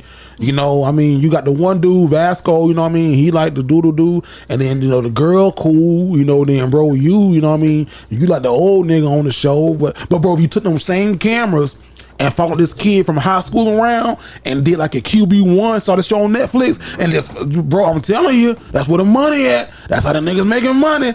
And he doesn't know how discouraging it is for me. Well, my wife probably bit the difference from what I was gonna say. He doesn't, because I'll be like, hey, ain't that discouraging? But she'll look at me and she'll be like, no, nigga, your ass be looking sick. It's good reason to be looking sick, bro. JR, yo, that's fucked up, man. No, but no, I gotta explain him though. No, man. I'm gonna let you say what you gotta say. But let me say what I gotta say. Go first. ahead. Nah, bro. Big brother. Yeah, my oldest brother. Yeah. As the oldest brother, why would you do that to your young man? You know he look up to you. If he chasing after a dream, just let the brother chase after the dream. Yeah, it's not making money, doing all this, but this is what he want to do. So if anything, just uplift him. Cause guess what? Your words go a mighty long way, my friend. Little do you know. He probably won't ever admit it, but my little nigga done admitted it to me a couple times. So. Well, that's an older brother talking to a younger brother. No, and here's the thing, but I appreciate that, and I know that's how he is, like, but that's how he is with anything in life. Like, you tell him, like, you go buy a brand new car.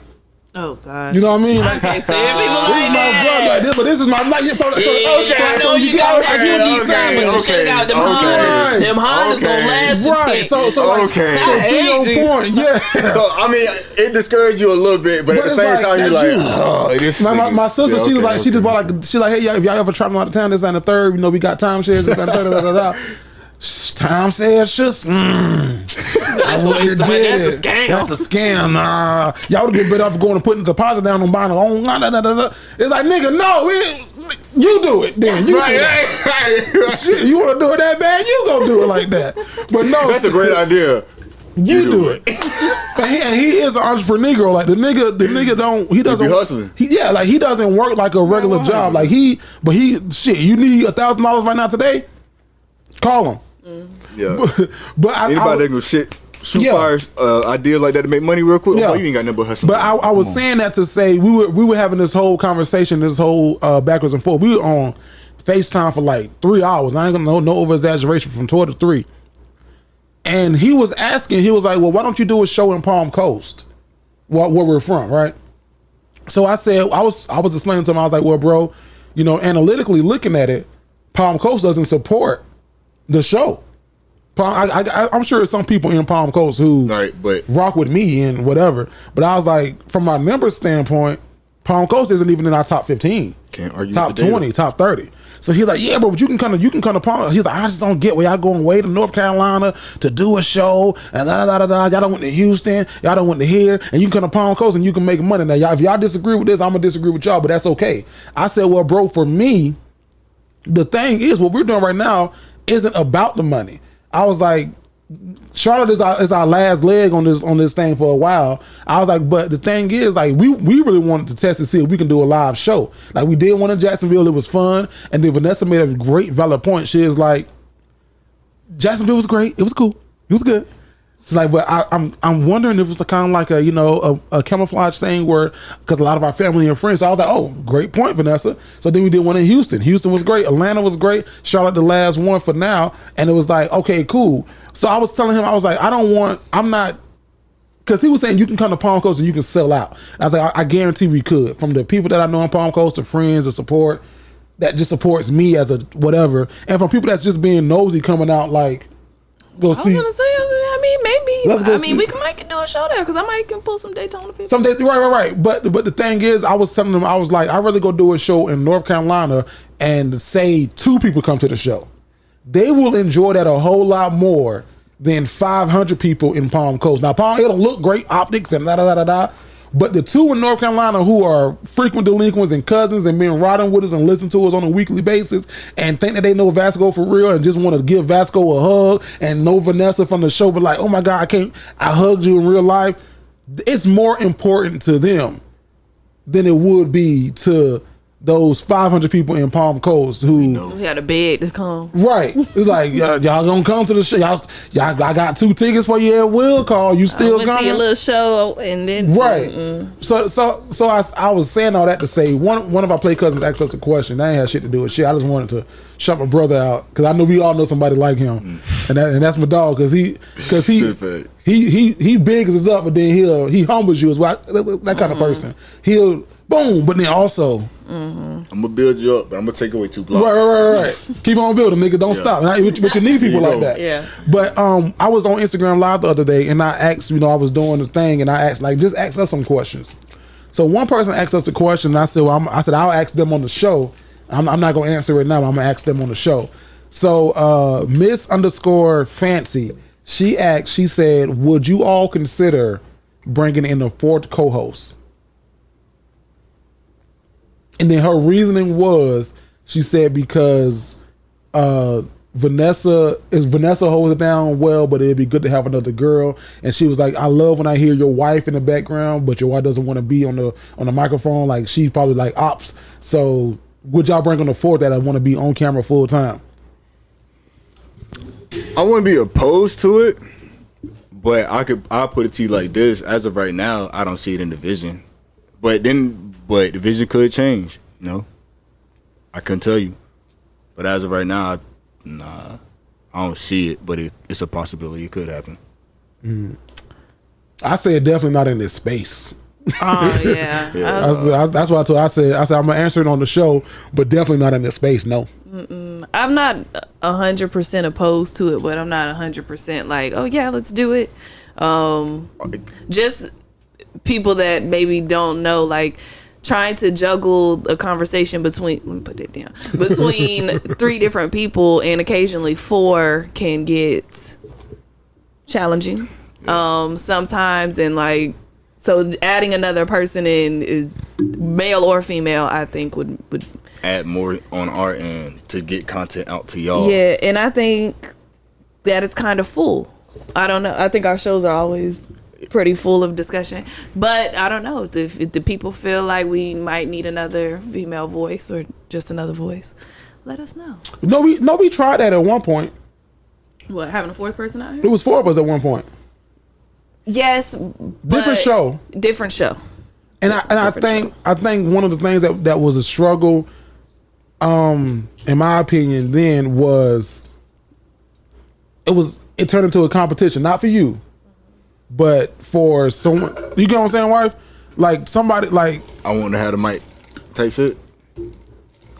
Yeah, like not I want to have the mic, but like I really got to say something. Yeah. And it started off as, that person wasn't saying enough. So I was like, damn, we got to bring somebody else in to kind of speak up. And then whenever somebody would come in to speak up, that person would start getting at it. Yeah. So that's how it started. But I don't know, like if another girl was here or another woman was here and y'all said something or we were talking about something and me and her agree, like it would be loud in here. Like, oh my God, the laughing would be loud, and then it would just be hard, I feel like, to like balance the conversation back out. Yeah. Like, and I think that we, like everybody in this room, we all have big personalities. Like even pre-show, me and Vasco, we had a little conversation. It was like, nigga, I see how big his personality really is, and his opinions and his thoughts. And nigga, he saw mine. Like I'm y'all always see my shit. But like we all have big personalities on this show. So I don't want to like Vanessa say, I'm not ruling anything out, but I don't think that there's room for it. And then I think the benefit is also me and Vasco, we contradict so much, and then Vanessa is such a wild card that you like when you meet a woman, you'll meet a woman that's either this way or that way. It's rare that you meet the ones in the middle. And Vanessa, you one of the ones in the middle where it's like, yeah, that's how you feel. You said that. That's So like it'll turn into a thing where either she's gonna be on your side or y'all gonna be arguing about y'all point. Like when me and Vasco disagree, I'm just like, that's how you feel. Okay. All right, well, but I think when women it's a little bit different. So, and that's just my opinion. I ain't no factual nothing. Even when women like say things to me in the comments, I don't. What the man is like a little easier because it's like, well, you're not a woman. You shouldn't understand my perspective. Right. But like when a woman says something, I itch. Especially like when we had the discussion about the woman who doesn't want to give custody to the dad. Yeah. And the women were saying that I was wrong and stuff like that. And there was some women that kind of agreed with me, but it was like I wanted so bad to like respond to them. Where the man says it doesn't matter. But however, I think it might be cool, like maybe once a month, if we had somebody come on, and if it was like the same person every time.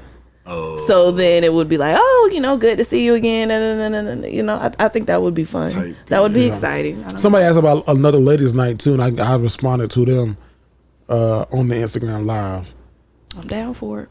Well, ladies' night. So let's have a guys' night. Yeah, I want to host the episode. So that was the question. They was like, well, are y'all gonna do another ladies' night, and would y'all do another guys' night? And I said no. I said we wouldn't do another ladies' night, and I had to break down like the way that all that formed and happened. And I think the dichotomy of that situation was that Vasco was pretty new.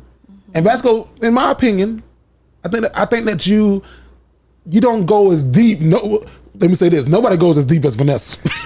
Nobody's down there under the ocean, under the sea with her ass, because she'll tell you some shit. You be like, But I think that especially early on, you stay very mellow, top level. So I think Vanessa was having a struggle. Like, let's delve into some of these conversations of shit. Are you eating the booty or not? You licking the booty? So the ladies' night was a great outlet for her to have that night with Mika and Danica to just say every fucking thing. And then the crazy thing is that show, which I thought was a great fucking show, didn't do well initially. Like that show, it had like it was views. new, it was different. No, not even that. It didn't do well. So that show didn't blow up until we started putting clips on TikTok in July. Because that show was filmed the last week of February. And then then people came back and like blew it up. So I was like, damn, that's great. When did we start the TikTok? TikTok February. help you find your audience. February last year. Mm-hmm. So we was putting the clips up on TikTok, and TikTok they were doing okay. And then, but like it didn't. It's a crazy word out there in that social media game, because like it was doing good on TikTok, but it wasn't translating. So then, like in June, July, I was like, oh shit, I'm in between. You know, like it's a Sunday, I need to put a clip up. Mm-hmm. So I put a clip up of the ladies' night show. Like, oh, here's a good one that's been going for a minute. Then it blew up. Then people went back to it, and then that's how. Oh, okay, Spurts. boom, which also led to us getting banned on TikTok too. That first account, well, that's neither here nor there. But I was like, that's a great show, but that's not what the Dignified Delinquents is. Because then they was like, well, why don't y'all do a guys' night? I was like, I'd love to do a guys' night. Take Vanessa out, put another guy in there. I said, but that's not what the Dignified Delinquents is either. Because I think it's okay to break the monotony of it. Yeah, from time to time. I think that you got either for the guys' night or the ladies' night. But I think that you got a lot of go ahead, Vasco. Space in between that, like Poor Minds and We Talk Back and just remember this lip service. I think we think about it a little too deeply. The Dignified Delinquents is whatever we created. This shit is still going.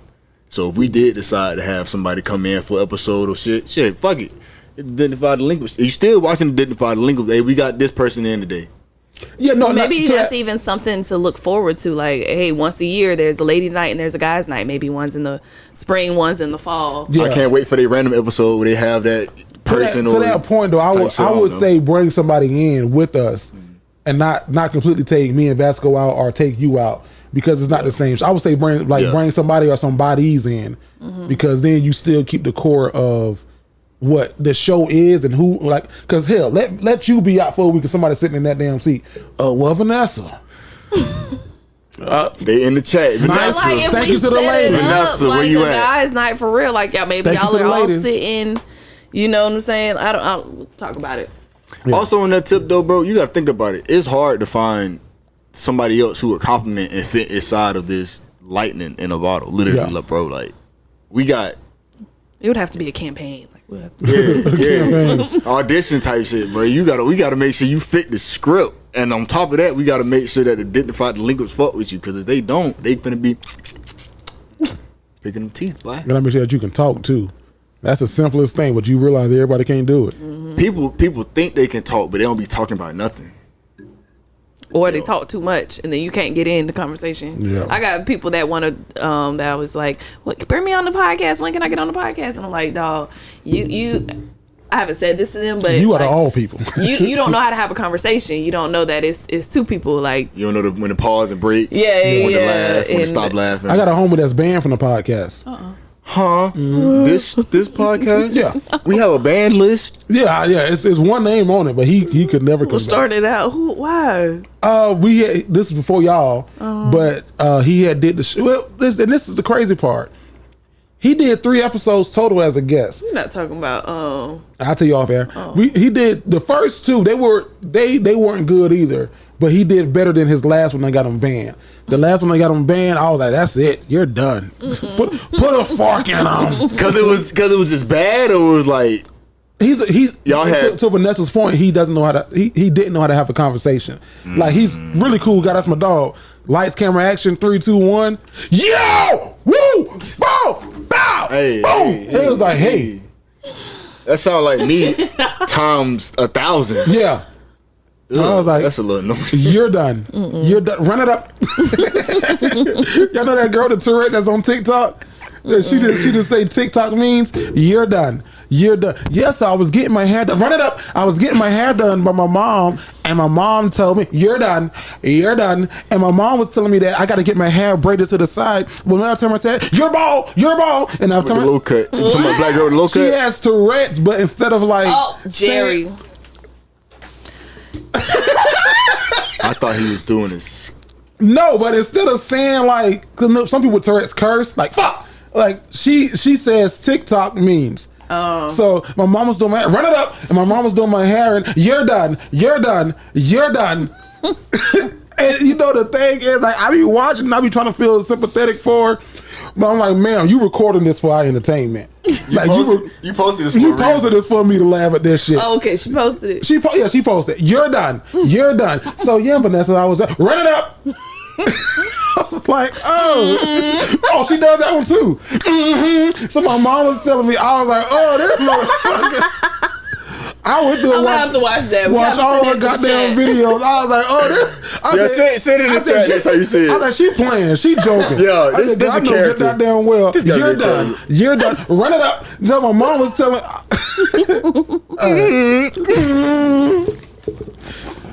Oh man, That ain't never gonna die. Z the Freak also wanted to ask y'all, what do y'all see yourself in 5 years financially, career?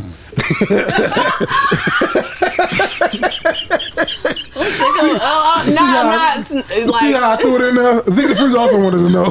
Cause man, fuck adulting right now, like for real. I just 5 years. I would like to be in a house on a big plot of land. I would like to have 2 cars, 2 dogs, maybe 1 kid. I want to be married. 5 years. 5 years, I'll be 33. Shit. Yeah, that's about a good time. Or a bun in the oven. Baby don't have to be born yet. Bun in the oven. Cooking a little bit. You know, and working for myself, doing something. I don't care what it is. What it is. I don't care. Working for something. You know what? Honestly, working for myself might not be the thing. And I'd be okay with helping somebody else build their thing. Yeah. You know what I'm saying? I wouldn't mind being somebody's right hand. Use your skills to advance them, but advance yourself. Yes, I wouldn't mind that. You be the fucking mastermind. You do it and just tell me what to do. I'll help from behind the scenes, but still be getting rich. Cause I'm good at a lot of stuff, okay, and I'm responsible and all that. But anyways, that's what Don't I'm say it. talking about. Don't say it. Run it up. Run it up. Don't say it. So that's me I in thought 5 she was years, finna- I thought she was and I starting. will have been to, cause I just got my passport in the What you mail. finna say? You get a lot of what you were saying? I'm good at a lot of stuff. Oh, I was about to say it, but that's not. I'm about to go down a rabbit hole. Oh. That's what I was about to say. Yeah. I want to have been to Please don't. 3 different countries. Vasco. Run it up. In 5 years, I will have ran it up. Run it up. Okay. You're done. Or did he mean collectively?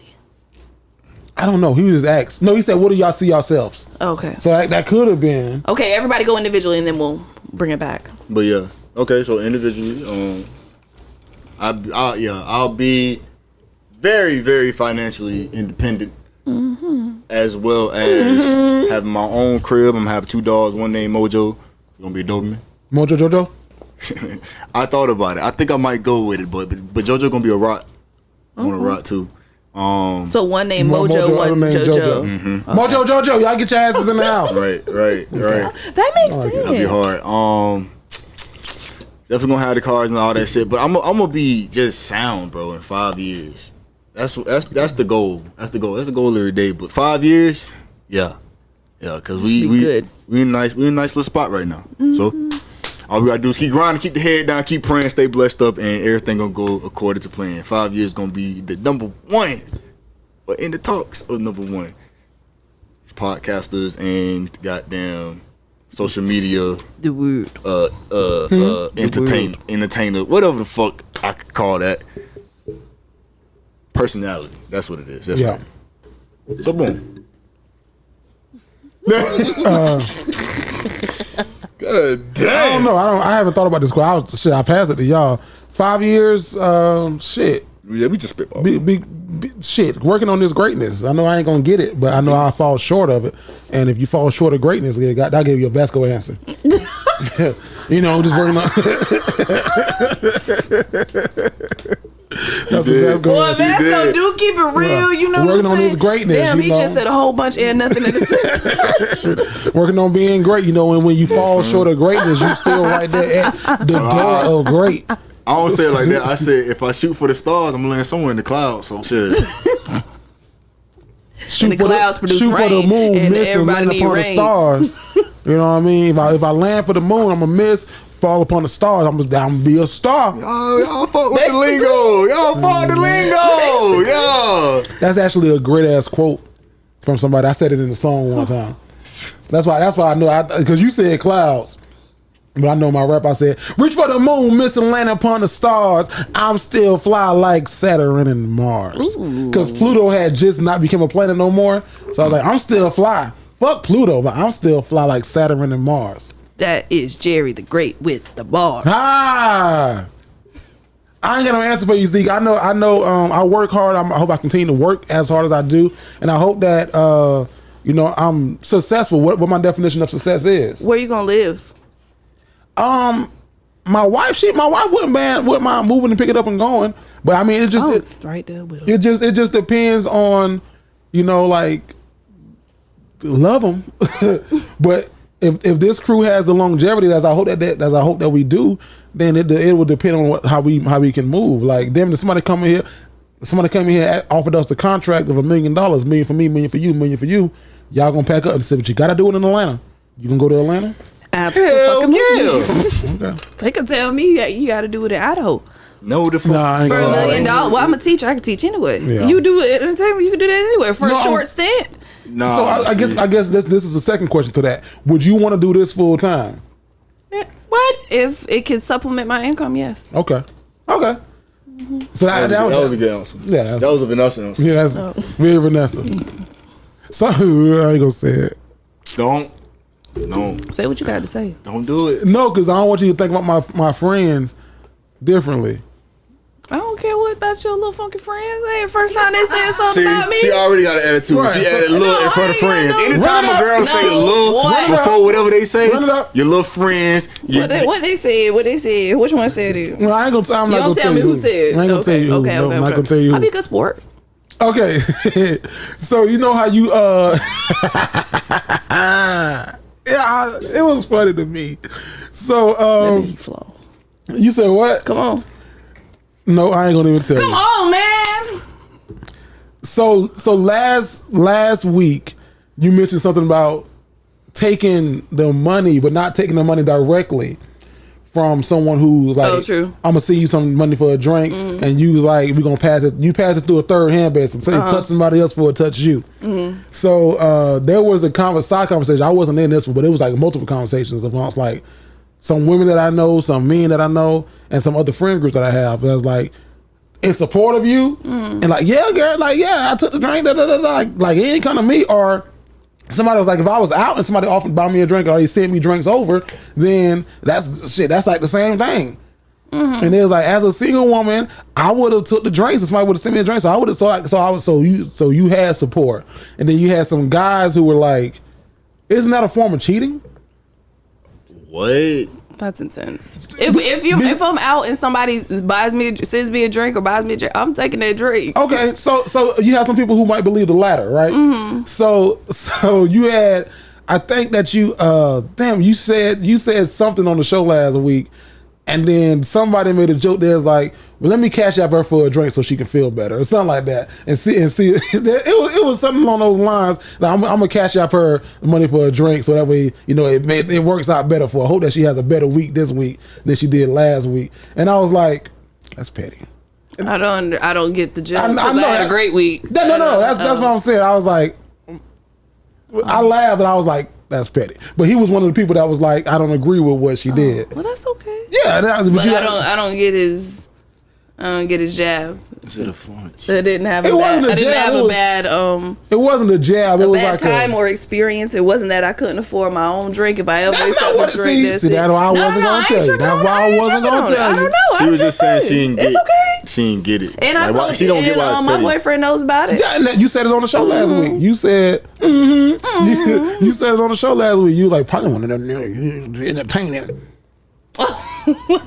He did. Probably, and did he say it like that? Probably one of them niggas. Fan of your drinks. That is how he said Vasco, it. have you ever seen a woman to drink in the club? No. Me neither. I mean, back when I was really like at the club for real. I'm trying to think. Yeah, like when I was in there. Nah, hell no. The boy's still trying to X me up and shit, man. I don't think I've with the been to the wristband? club and not had a drink sent to not you? been offered to the club. I don't think I've been to the club and not had a drink offered. To I had a Uno reverse card. Girl gave me a drink. Somebody sent you a drink? This man here is a play. I said, You got the juice. I got kicked out of a club for drinking. Me too. what? Underage. They thought I had something to hit me with a little laser and like I had security come over there, but it was just water. Oh, okay, yeah. Shit, water. Yeah, no, they kicked my ass out of the club. Hey, y'all. Guess what? What? We gotta go right here. Isn't that a form of cheating? Don't shit. You done talked all over my damn intro. I should have muted your ass. Yo, it's your boy Jared the Great, because now you gonna go on and drop him. Goddamn, cheating. I don't know. I don't care what your friends say. Shout out to the friends that I have. It's your boy Jay the Great. So y'all who watch the show faithfully, I appreciate them for that. Cause every week they watch the show, they always like got like something. Go ahead. We already passed it, so I can't. No, answer go this ahead. question. Go okay, ahead. so I'm gonna ask you off the air. Go ahead. No, Nah, I'm shit. gonna ask you off. You sure? Can as a married man, would you send another woman money for a drink? No, ma'am. No, Oh, okay. I would not. Okay. Not Yeah. acceptable. Even if I was in, It's totally inappropriate. yeah. Oh, okay. You know, even No, if, I agree. Even if I was just in a relationship, right, I would not. And even if I was single, that's why I asked Vasco that question earlier. Like, have you ever seen a woman to drink in the club? Because I've never. Oh yeah. 'Cause- So 'cause I'm just that adds another layer though. I'm pocket tight. If I'm that pocket group tight. knows, It's a different group. Oh, okay. Yeah, different group. But yeah, no, I'm. Don't put my group out. I ain't gonna tell you who said it, but don't put my group out. But Fuck these niggas. Pocket tight. There you Now, go. okay. let's go back here. That's your ass as hell. Yo, it's your boy Jared the Great. Now, y'all watch the show Bel Air? Not for real, but I did. You did, not for real, but you did. Okay. know enough. Talking all this thing, then the shit that started to pile up. So on Bel Air, y'all know Will Smith, this reimagining of the Fresh Prince. He's in Bel Air living with his Uncle Phil, Aunt Viv, cousin Carlton, cousin Ashley, and cousin Hillary, and Jeffrey, the house manager. So they kind of redid this show, the house manager. Yeah, I like this. And y'all know Lisa from the Fresh Prince of Bel Air, who came in about season 4. She's in the show early now, and she's Carlton's ex-girlfriend on the show Bel Air. But y'all know Will and Lisa got together, like they together. They had sex. They talking. They was talking behind Carlton's back. Carlton's a little jealous about it. XYZ. So the question, straight from social media, was: are you cool, or would it be cool if one of your cousins talked to your ex, or could you talk to a cousin's ex? Vasco, what you thinking? Y'all weird. You're weird. You're weird, buddy. You're weird. Okay? Shorty calling in the him a show, weirdo? she weird. If you, why would I just feel as though there's so many other places that you could go to find what you are looking for, but yet you decide to go to where this person had past relations with somebody that is your blood relative. Like, if you can get past it, that's real weird to me though, bro. I just think it's a code. It's like maybe it's unspoken. It's like just a known thing. Like, yeah, family don't mess with family. Like, once that's done, it's done. But hey, I know it exists out there, so it's weird to me though. So y'all know we got on social media. We asked our play cousin Vasco and Vanessa about it, and y'all want to hear what they said about it. So somebody said this. No, because of family. Family said me dating any of my exes and vice versa. I don't care how it went down. She don't care how it went down. That's family. It's weird, bro. Fact. Vanessa, what you think? Could you talk to somebody who's your cousin? Was your cousin? Okay, so one of my cousins. Oh, you got a story? Yeah. No, I ain't got no story. Let's go to another play cousin then. Okay, go ahead. This is what somebody else said. I thought you was gonna be like, no. No. To me, I thought you was going to say, to me, well. cousins really don't. I don't care about that because I don't have a lot of cousins. Families, my outskirts of families aren't really close. So honestly, that's not a priority for me. But I would say if you were like in my immediate family, that's where it's like, let's not do that kind of thing. So That's how you feel? You? Okay. So if somebody felt it in their spirit to date one of my exes, go off, do your thing. Don't care. But if I was in the same situation as Will, I got in a place, say we moved to Atlanta. Yeah. Okay, I got cousins that live in the outskirts of Atlanta. Say we moved there, I start talking to somebody, and then 2 months later, one of my cousins, we all out to drink, and then she's like, oh shit, I used to Talk to someone. talk to him. We done been talking for 2 months. You want me to just? It is weird, and I don't know. That's strange. Now we had a survey on the Instagram page, and you voted. I said, should cousins not date? And you said yes, cousins should not. They date. should not date. I thought. I mean, could you just want to talk to your cousin? You said. I don't think so, but Yeah. I didn't know that it was related to the Bel Air's. correct. Sears. And You into the picture? I don't know. I just was answering. I was trying to participate. It was quick. This was But that's a blurred line. somebody else said this. I love this question. So for me, I'm good on it. You know, do you? If it's in the past, it's in the past, and I gotta leave it there. You know, I can't be sitting here festering on old feelings and stuff like that. It's in the past. Let that be that. You know, I watch the show too. I watch Bel Air. You know, now they live in the same house. You know, Carlton got mental issues he going through, and he be on that. Yeah, he be on. Yeah, you know, he be on that stuff. So you know, those other factors play into how he's feeling. Good point. Somebody else? Okay, so just genuinely keeping it G, I would say no, it's wrong. Well, yeah, it's wrong. But who says that somebody I used to be with can't be my cousin's soulmate? I can't control that. Your cousin's soulmate. You can't control that point. That's why I said is love, and I guess you just keep it in the family. I guess. Here we go. It depends on the ex and like how long ago they were dating. Because now in our 30s, well, I'm in my 30s, it don't matter. It really don't matter. If y'all dated in high school, it is what it is. But from like 20 something up, okay, maybe. But high school, puppy love stuff, nah. So it all depends on how serious the relationship was. Like if we were in a relationship for like 2-3 years, he's off guard, he's off limits. Don't touch him, because if you do, it might not end well. I'm just have to distance myself from you. Distance myself from you. Now, I never dated someone that my cousins dated, but I'm from a small city, so you know there's oftentimes overlap in those small cities. It ain't like we got north side, south side, west side, whatever. So I met this girl when I was probably 18 after I had graduated, and why you looking at with your glasses down? What you finna say? No. So I met this girl and we were talking. And she came to my house and we were chilling, and she was like, hey, just by the way, you know, I used to talk to your cousin. And I was like, no, I didn't know that you used to talk to my cousin. I did not know that. I didn't tell her this, but for me, it was like, okay, I know where this relationship stops at. Right. I know how far we can go. But me and her used to kick it probably for like a year. Like we kicked it for a year.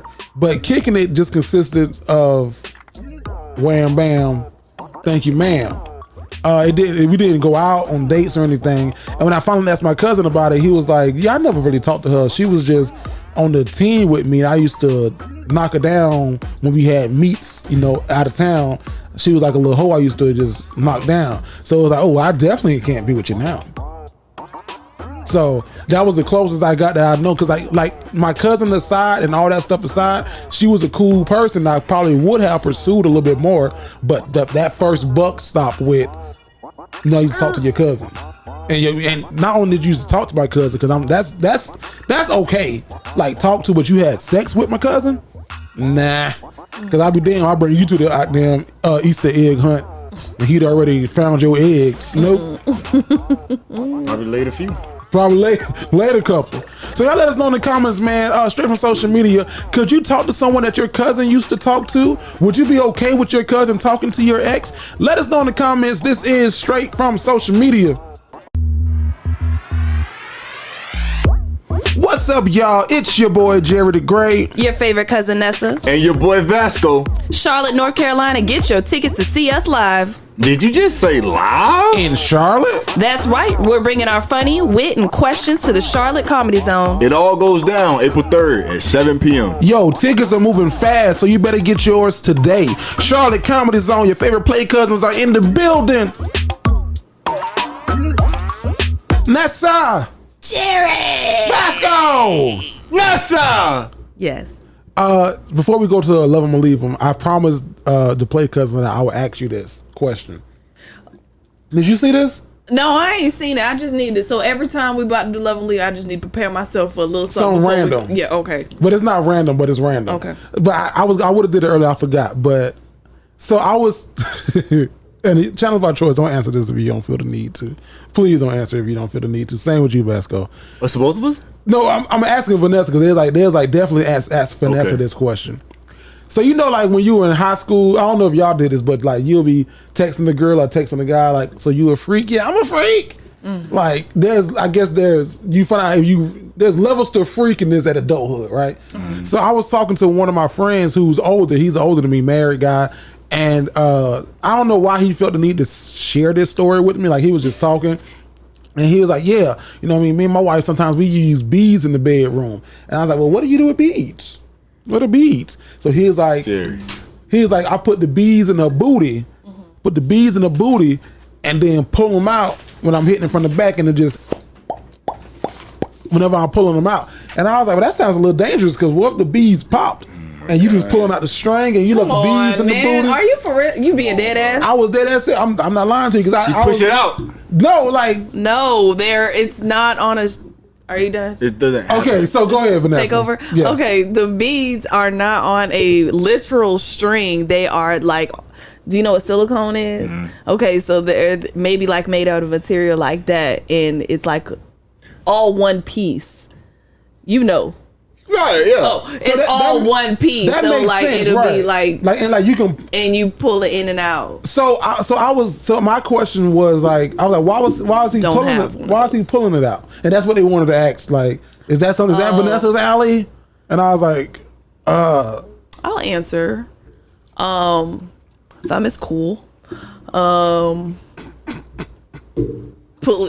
mean, it is cool whenever it's pulled out and then put back in. That's cool too, especially from that position. That's cool. I don't have the beads. However, I do have a plug, but I just purchased it. Haven't used it yet. Tried to. I'm not ready. It is. It is. Is that's perfect. Okay. Comedian Tony Roberts, he said, you got a W on each ass cheek. Whenever you bend over, it says wow. Nessa, what's going on this week and women want to know, dog? Women Want to Know is coming up in a minute, but right now we're going to do Love 'Em or Leave 'Em. Love 'Em or Leave 'Em is where you can write into me, Jerry and Vasco, and get unbiased relationship, situationship, or friendship advice. To write in, go to jtgentertainment.com, look for the Dignified Delinquents, and then Love 'Em or Leave 'Em, and let us know what's going on.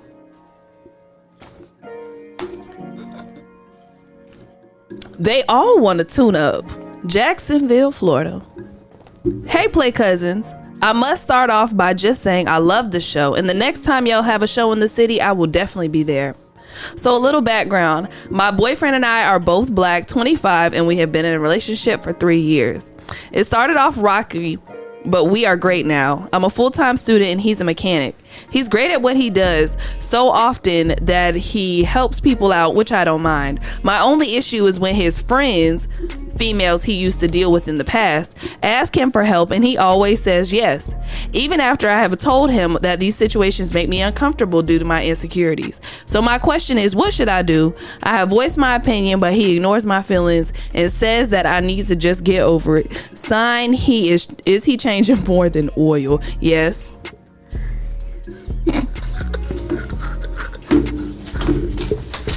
Yes. Changing sheets. Changing draws. Hey girl, I love a Jacksonville letter. I'm so glad that you wrote in. And he a mechanic. This is what I wrote down. These are my notes. Hi, leave. Hi, leave. Red flags times 10. Okay, he said friends. You said friends. That means it's more than one person that he is helping. And then my question to you is are these women hiring him and he's getting paid for a service that might, if that was the case, then I would say, hey, shut up. Okay. But if he's just going to help out and he's giving like extreme discounts and all that type of stuff, yeah, girl, he playing in your face. Absolutely not. Ask him, say, can I give, I'm finna go to my homeboy house and give him a retwist. And see. And just see. Yeah, honestly, I don't know. Just see. That'll be it. Don't say homeboy say homeboy and then he gonna say, well, who? Name somebody you used to deal with that he know about. And see. He paid. No, I'm just helping him out. His loctician out of town. Why you gotta help, bro? Man, you do the same shit, it's cool. No. Trust me. Nah. Oh, no to you. No, that's what I'm saying. Okay. That's what you need to be like. Yeah. So, yeah, just ask him that. I don't like it. If it was me, I wouldn't like it. I'm not condoning this either, but if you're gonna talk to your old people, do it on the sneak shit. Like, comment on their little stuff on the Instagram or something. Do something out my way that I can see it, that I know you're not seeing this person and talking to this person all the time, but you doing it like right in my face. Oh no, absolutely not. I would not be okay with this at all. But he must be giving you that. Darn! Yeah. Leave. You can't be 30. It ain't even. I don't know. It ain't even shit like this. What get me? It's not even the whatchamacallit. Bro, going to see the friends doing the work on they ain't even what done it for me, bro. You got me way before you got to that part. He just totally disregarded what the fuck you said and told you to get over it. Where's your pride? This man looked you in your face and less a word said, fuck you. I'm gonna do whatever I want to do. Okay? And I just want you to know that. And guess what you said? Okay. All right. You do whatever you do. I'm gonna stay back on the side. How long he been doing this? Cause you said y'all been together for 3 years. And how you be looking when he get back? Do you be sitting in the house just like we did last episode? Legs in his whole cross. Hey honey, where you been? She know where he been though. Slinging his tool. Somebody needed a tune-up. I mean, yeah. You know what I'm saying? Fixing some lights. Laying some pipes. Woo! Hey, man, look. All I'm gonna say is you should have been left off of the strength that your pride was completely just gone once this man told you, yeah, bro. I hear what you're saying. Hold on. Let me unplug it and plug it back in. It ain't. I hear what you're saying. It ain't work. Go ahead, talk to it. But who cares? So yeah, you should have been slid off of that. So I hope us giving you confirmation that he is giving these women the. That was a wrench. Is it raining outside? Thank you, Scott. I'm a yeah. Go ahead, yeah. Is it raining out? They all want a tune-up. Tina Turner need a tune-up.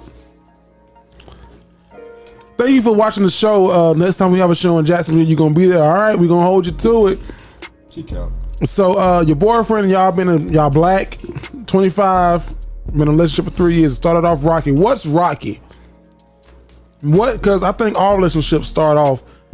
It's gonna sound negative, but rocky, because y'all still figuring each other out, and then y'all still got to get past that cupcake phase. So what's rocky? Was it rocky figuring out who he really was, beyond his representative, or was it rocky because y'all had some rocks in the relationship? But y'all great now. So now my question for you was like, I'm curious as to, do y'all live together, or are y'all still living separately, independently? You live with your parents, you live with his parents. Like, how does the living situation work? I think that makes a difference in this letter. I'm going to assume that y'all live together. That's just me assuming. But you also came right back and said that you're a 25-year-old full-time student and he is a mechanic. I underlined that line because my question for you now is he the sole provider if y'all are living together? So are you working anywhere, or are you a full-time college student? That changes things a little bit. He's great at what he does, and so often he's asked that he can help other people, and I don't mind that at all. Your only issue is when he helps, in your words, friends, females he's dealt with in the past, ask him for help, and he's always saying yes. Bless you. Even after I have told him that those situations make me uncomfortable due to my insecurities. Now, I know what Vasco and Vanessa said. I gotta back you up just to that line that I underlined before. If he is the sole provider, if he is the one making all the money, if y'all are living together and he's paying all the bills,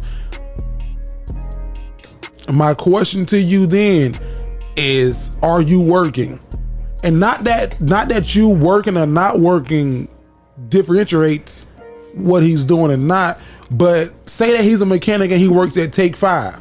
Working at Take 5, he might work on 20 cars in one day, but Take 5 pay ain't gonna change. Take 5 gonna pay him what his hourly wages are. But if he can go and work on the side by himself and take home everything from an oil change, from a tire fix, from a rotation, whatever, I get that. Especially if y'all are living together and he's the sole provider. Now, Vasco touched on this, and I'm gonna say it too. You told him how you felt about those situations and how they made you uncomfortable due to your insecurities, but he kind of just said, yeah, whatever, I gotta get this money. Yeah, all right. Sound good. Yeah, all right. I gotta get this money, which I'm on the fence, because one, he should have been conscientious of your feelings, but two, you also, if this is the case, you're not working, full-time college student, and he's the sole provider, have to be conscientious of how this money coming in for y'all to live. So, like I said, if y'all live together and you're not working, my advice to you would be to have a deeper conversation. I'm not gonna say leave them, because y'all on good terms through relationship 3 years. That's a long time to start off rocking, but y'all, in your words, are great now. I'm not gonna say leave them. I'm gonna say that it's a communication thing. I need to simply talk about it, because in his mind, it could be a matter of, I gotta get this money. I don't care who the hell I get this money from. I gotta get this money so I can provide a life and stability for you and me. In your mind, it's, oh, you over there fixing up them bitches' cars. You over there doing this and that and the third. You over there taking care of them hoes while I'm at school studying, and you over there fixing their house and their garage, da da da da da da. You didn't mention whether he's going to their house or if he got a garage, none of that. So it was a really vague letter, but if it's the case of where you're living with him, y'all are living together rather, and he's the sole provider, I would say that it's a deeper conversation, because to him, it could, as a man, he's probably just thinking like, I need to provide, protect, and profess. And this is a way that he can provide to the household. Shit, don't matter who ultimately to get fixed, damn it, I'm gonna fix the Ultima. Do you agree that a man can find a way? Shit, he is. But yes, to answer your question, yes, a man will find a way. A man will find a way. But he is finding a way. A man can find a way to make extra money without going visiting the old hoes he used to fuck with. I'm only gonna use your example because it was pretty good. I think it's pretty accurate too. Let's say he do see 20 cars, you know what I'm saying, come through the shop, and he got to work on them. That's 20 people that he can go to and be like, hey, yo, I can do this shit on the side if you want to, da da da da da da. Out of those 20 people, probability, what, gumball effect? Trying to build that relationship without losing his job also. Yeah. Because you can't, you know what I mean? That can happen though towards, I know ain't nothing to get on Facebook Marketplace, Craigslist. But listen what I'm saying. When you get on Facebook Marketplace, Craigslist, who are the people that normally hit you up first? Like, oh my God, even with pictures for me, I need the photography. I know somebody, people who I know tag me in they other friend shit. So same thing with you, like people who you know would tag you in their shit. So, oh my God, my car broken down. Oh, I know James that fix cars. Can you come and give me an oil change? My alternator shaking. So I'm not giving him a cop out. I don't want you to think I'm giving him a cop out. I mean, I'm just if those shit just get posted and then some rando is like, hey yo, I need help. Yeah, but if Jennifer that you knocked down too. from fucking 2 years ago is talking about, hey, can you come fix my car? Yeah, no, Jennifer, I can't. Go find yourself another mechanic.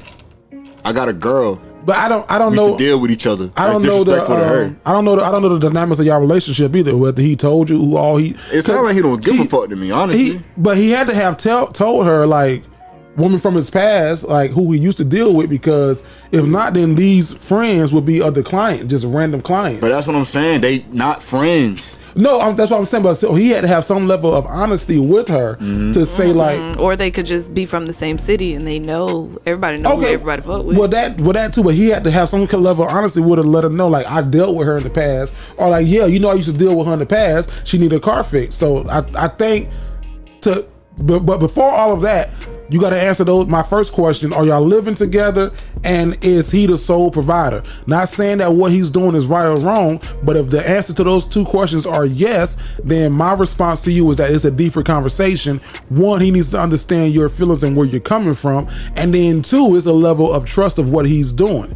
Because I'll be damned if shit, somebody I used to talk to back in however long ago hired me for a wedding. Shit, me and my wife showing up. After I tell her, like, hey, this is a situation, and if she's cool with it, cool, there you go. If she's not cool with it. If she's not cool with it, then like I said, that's where the conversation comes in, of where he needs to understand your insecurities and where you're coming from. So it's a conversation. She had the conversation. He said he don't give a fuck. I'm gonna keep doing it. And that goes back to my question of, is he the sole provider or not? Ain't no going back. You leave. Whenever I do a wedding, that's not my sole employment. I ain't gotta do your wedding to keep these lights on. It's a bonus. With him, he might need to come fix your alternator to pay the rent for next month. I just want to say, just because somebody might be helping you out right now, that doesn't give them a right to. I'm talking to you, whoever wrote this letter, to play in your face. That doesn't mean that you should deal with things that you're uncomfortable with, or lower your expectations or standards. So just it might be a little harder if that is your situation, but just find a way to get up out of there. Agree. So like I said, my advice to you, if yes to those first two questions, figure out yes, it's yes, conversation. And if he doesn't change after that conversation, nobody changes after you tell them how you really feel and have a conversation with them, then everything Vanessa just said, everybody else said is cast where the friendly goes. Figure out what you want to do and move forward. Good luck to you. Sound like he a hard-working man who's trying to figure things out. Nessa! You have to add that. sound like he a man trying to... No, it doesn't. It sounds like he... To you. The only thing that makes him sound hardworking is that it's mechanic.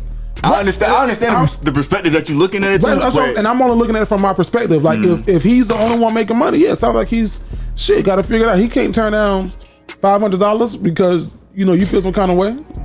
The word help is giving me like. What help is that? I said help. It says help in here.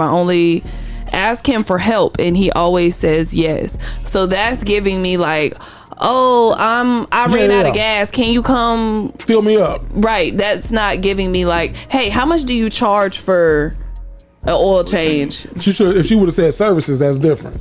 It's the verbiage. So you're right. It is a very vague letter. We don't know enough. Yeah. Write us back. Put some more details in it. Yeah, because I'm curious. Yeah. Okay. Nessa. Mama has a life too. Some city in Florida. Hey, delinquents. First, I have to let you know that I'm a big fan. I am an older play cousin, 33, but I listen to you all faithfully. Jerry is hilarious. Vanessa is my kindred spirit, and Vasco reminds me of my son. I have a 15-year-old who is going into his junior year of high school next year.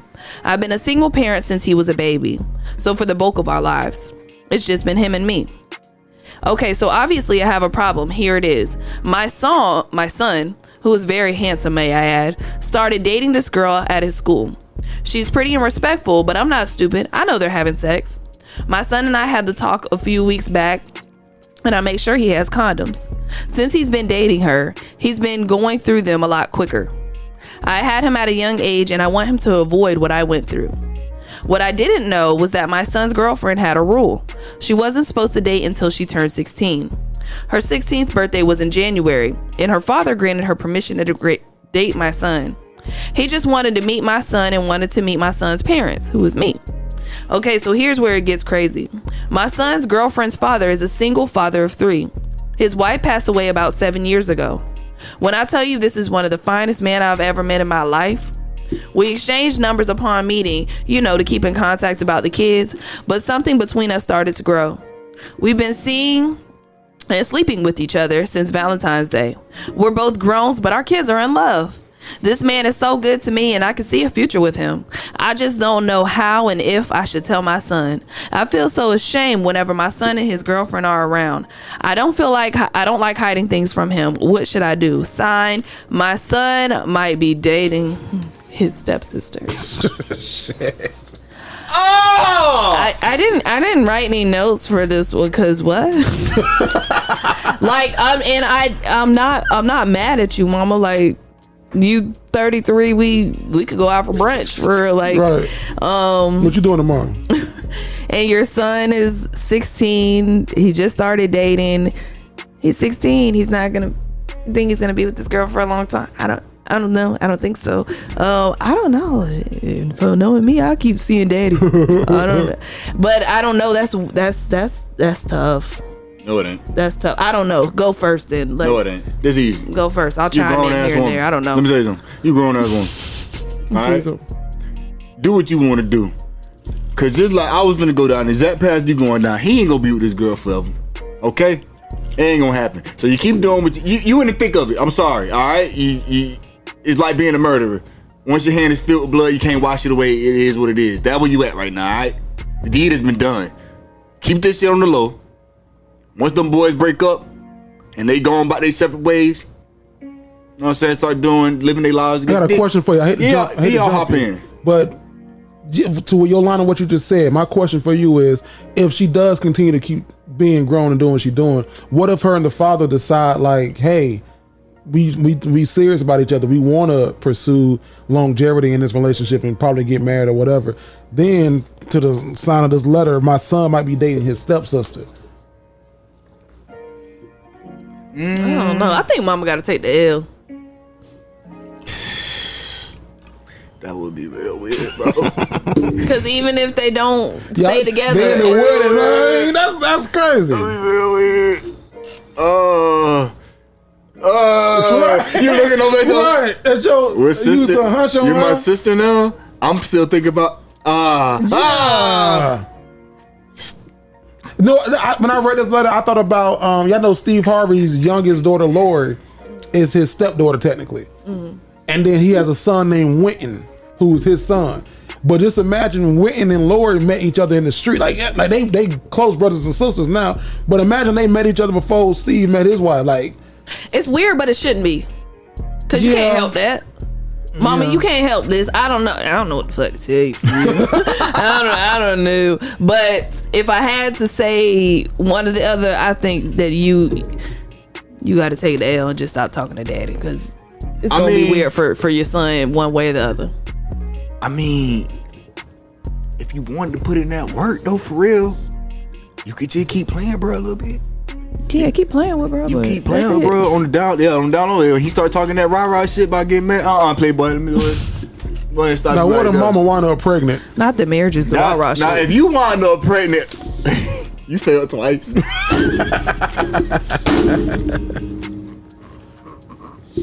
She wound up pregnant. Now your son's brother is also You're such a hypocrite. You gave me all these condoms and that you don't got pregnant. What would that make her son? Her son, if her son was dating her baby daddy's daughter, brother Neff, I can't. Brother cousin, Cousin, Brister, Brister, Mr. Brister, Custer. Yo, just dad that. Never mind. Dad that. Just go ahead and be done with that, because this don't get confusing. Ain't no way around it. I don't know. Yeah. I hate that for you though. I'm sorry. I think we all think. Yeah. This is probably gonna be the worst advice we've ever given, because we don't got nothing for you, man. Ain't shit to give for this. This is a very unique situation. Because I heard somebody over here say like mama grown, like she gotta live her life.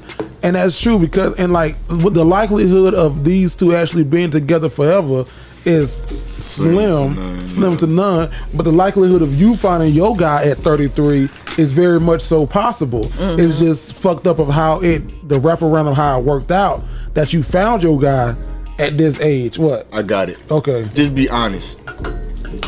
Really. Just be honest with dude. And this, because what else do you have to lose? You already know you gotta cut this nigga off anyway. So just be honest with him. Hey, look, man. I like you, you like me, but check this out. My son is talking to your daughter, and if things just so happen to work out, or if an accident was to happen, they gotta be together if they wanted to. You know, it'll be fucked up for us to be doing this, and now shit gonna be weird. So don't let your daughter get her pregnant and you be pregnant at the same time. Oh shit! A double whammy. We giving her all the worst possible. Right, but I mean that's the extreme. These are things you need to think about, though. Glad you came to us for advice. But your son's he's not gonna understand it either way. Like if you tell him like, hey, I'm staying with the guy, he ain't gonna understand it. Like if you tell him like, hey, I was sleeping with the guy, he ain't gonna understand that. Like you in a lose double whammy. I would say this. Okay, this is probably my best advice to you. Y'all keep doing what y'all doing, BTS, behind the scenes, and see how their relationship plays out. But you gotta be honest with him. You gotta tell him the plan. No, don't tell your son shit. Who the plan? The son? No, the guy. The guy. Tell him just be honest. Like, I want to be with you for real because y'all gotta have some understanding behind the scenes and see how they fade out and how they go. If they 16, 2 years, if y'all still keeping it going, they go off to college and meet different people, they break up, whatever. By the time they 30, then you and stepdaddy can laugh at this shit. Like, who's actually fucking behind y'all back? You know who did this? But not in real life. Not in real life. It was a TV show. The Fresh Prince. Oh. Remember Will's dad started sleeping with, Lisa's dad started sleeping with Will's mom the morning of their wedding. Then they got married on that show. Like, that's a television show. That is fake. It can happen in real life. I can see it. Yeah, it could. Shit, it's happening. Good luck, man. Right us back. Nasa. Mm-hmm. Oh, that's it. That was Love 'Em or Leave 'Em. If you would like for me, Jerry, and Vasco to give you some advice on what you got going on, go to jtgentertainment.com. Look for the Dignified Delinquents, Love 'Em or Leave 'Em, and let us know what's up. Give us some details, though, so we can help you. Vasco! Yo. What's going on in Florida this week, man? Man, something's always going on in Florida, but this week we have, pull it out, no charges so far against Orlando rideshare driver who shot man accused of hitting her. You telling with some What the Florida is going on? What the fuck is going on right here? That was perfect time. Hey man, I'm gonna say it one more time, then I'm gonna hit me with the intro, please. No charges so far against Orlando rideshare driver who shot man accused of hitting her. I don't care what part of Florida it is. The craziest people in all of America are in the Bronx in Florida. It's distilled. It's just like, it's pure. It's 100% pure. Uncut Florida fuckery. Yo, what it is, what it do, it's your boy Sko, and welcome to What the Florida. Welcome back, I should say. Good Lord, it's been a minute since we had it, but hey, she is alive and well. Before we hop in, though, can you pause that real quick? I had a charger right here last show. It's still there. I didn't see it when I came over here, though. Look on the ground, it's black. Mm-hmm. Yeah, it's still there, because what I won't do is put my phone on a charger like that to blow my shit up. Blow it up. That shit work expeditiously. Okay. All right, back to it. All right. A rideshare driver shot and seriously wounded a man early Tuesday in Orange County after the man struck her and his girlfriend while she was taking the couple to a hotel. The shooting happened around 12:40 a.m. on John Young Parkway at State Road 528. Detectives said the rideshare driver told them she fired her gun at Daniel Pak, I can pronounce that, Pakiko, 27, after he charged toward her when she kicked him out of the car. The woman said she had witnessed Pakiko hit his girlfriend prior to them entering the vehicle, and he hit her once again inside the car. Investigators said the driver was also hit by Paquico. We just gonna call him Pac inside the vehicle. Deputies said that they received a 911 call from the driver who said she had picked up a man and his girlfriend in downtown Orlando. The Orange County Sheriff's Office said Pac is in stable condition and has been charged with battery. As of now, no charges have been filed against the driver who shot Pac. The identity of the driver and the girlfriend have not been released. And despite the driver being armed, the website for both Uber and Lyft state loaded weapons are prohibited for both drivers and passengers. Hold on. Can I hold yours real quick? Sorry, go ahead. Yo, you gotta reread that one a little bit? Yes. I had to reread it too, bro. It was a little confusing. So there was a domestic violence situation in the Uber, and then when the Uber driver kicked the people out of her car, the guy, Pac, started charging the Uber driver, and the Uber driver fired at Pac. Yeah, that's what you needed. It is what it is. I don't know. So, I mean, it's always pretty self-explanatory. What I wanted to do is, I got a question from this when I was reading it, right?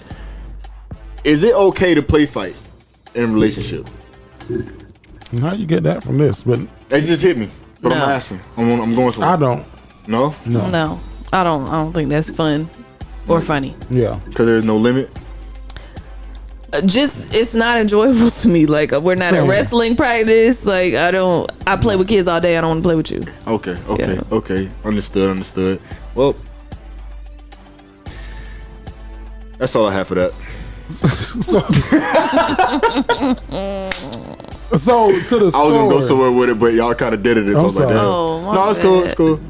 I should have had more in the tank. I usually do, but so to the story, like, the last time is what caught me that despite the driver being armed, the website for both Uber and Lyft state that loaded weapons are prohibited for both drivers and passengers. And the driver of this letter is a lady.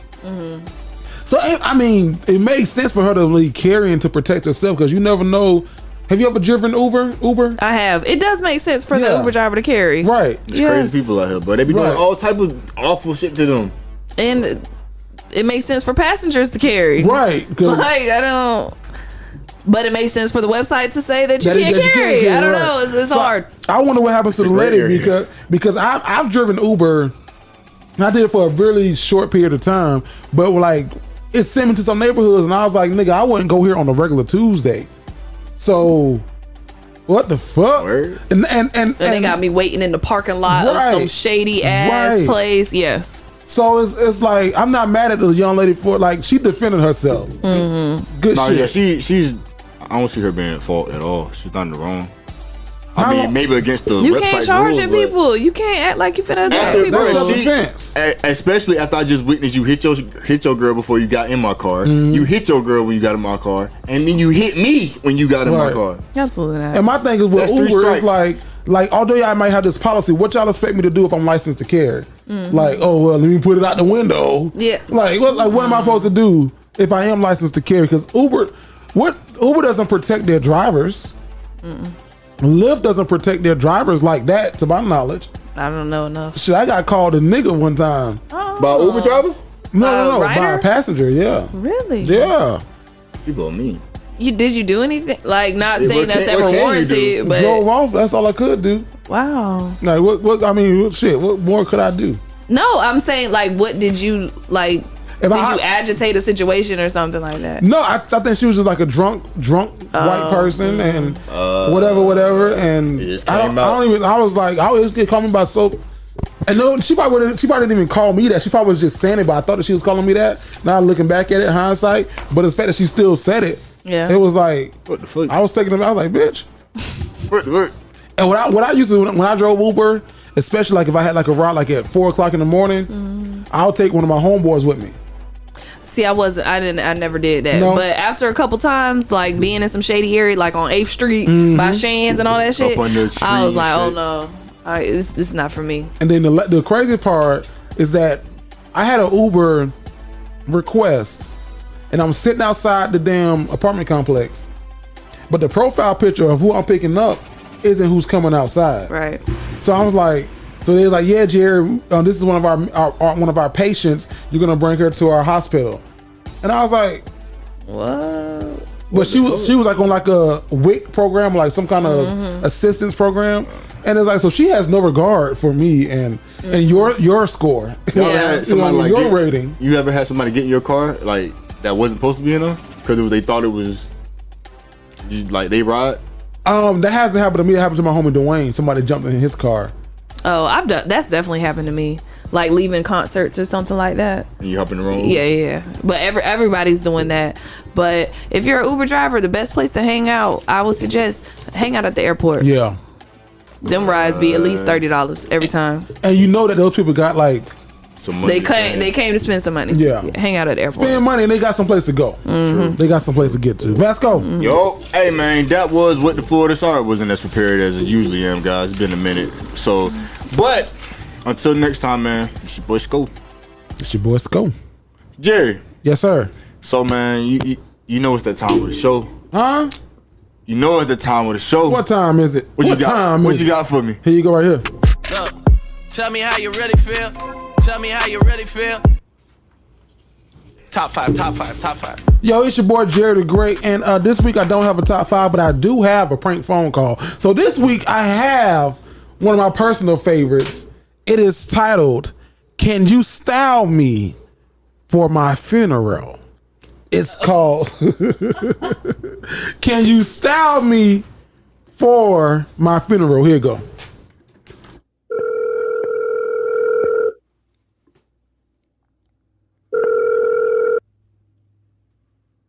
Thanks for calling Audacious by Armenians. Good morning. How you doing today? I'm doing well. What about yourself? I'm doing pretty well. My name is Pastor James Henner. I'm the pastor over at Mount Zion Baptist Church. How you doing today, brother? I'm doing pretty good, Doc. Hey, I got your number from my grandson. He told me that you do custom suits. Is that correct? Yes, sir. We do custom suits, custom shirts, custom bow ties, and custom dress shoes and custom loafers as well. Nice. And then you said loafers? Yes, sir. Loafers and so we do custom dress shoes. So wing tips, cap toe, double monk strap, and then we do custom loafers. So we got tassel loafers, custom penny loafers, velvet loafers. So those are the ones that we offer as well. Oh, nice. Okay, perfect. So I have a big event coming up, and I'm gonna need about 3 different suits. Okay. And how does it work? Could you break that down for me? Do I come to you or? Yeah. So the unique part about our company is we actually bring everything to you. So we charge a one-time consultation fee of $50. The $50 covers the measurements. It covers your fabric selection, covers your styling segment and creative concept. That $50, if you decide to move forward with us, goes towards the custom suit of your choice. If we do the consultation and you say, hey, man, unfortunately, I'm going to look at some other options and I'm going to go another route, unfortunately, your $50 at that point becomes non-refundable. That's understandable. The garment takes about 6 to 8 weeks to make. And we do require, once we decide, hey, this is the suit that we're going to create for you, you have 48 hours after you make your deposit. After you make that deposit, if you say, hey, man, I wanted to change my color, change the design after that 48 hours, there is a 15% upcharge after we start production to go back in and change any type of garment selection. Gotcha. And you said it takes about 6 to 8 weeks. Yes, sir. Now, is there? And that's if I needed it to be a little bit quicker, is that a that's what I was going to say. It's possible. I can't guarantee it solely because this Corona thing, man. In terms of if I don't have the fabric on hand, so I would have to just see, what time frame you need it or what design you'll be looking at, and that'll kind of help me out in terms of when you will need it back by then. Gotcha. Because it might be something that we already have, or it might be something that we have to kind of outsource and get that fabric in for you. And I definitely understand that. So I love a nice velvet. Okay. I love a brown velvet. Right. Silk is always nice. But here's the thing, brother. And you know, I hate to bring this to you this early in the morning. I get so choked up every time I say this. I'm working on a fixed timeline. The doctors, they giving me, they said it could be 2 weeks, it could be 2 months. They don't know. Right. And that's man talking. And what I'm trying to do, I'm trying to get because you don't control how you come into this world, but we can control how we go out. Yeah. And what I'm trying to do, I'm actually making plans for my homegoing celebration. Okay. And I want to do mine a little bit differently.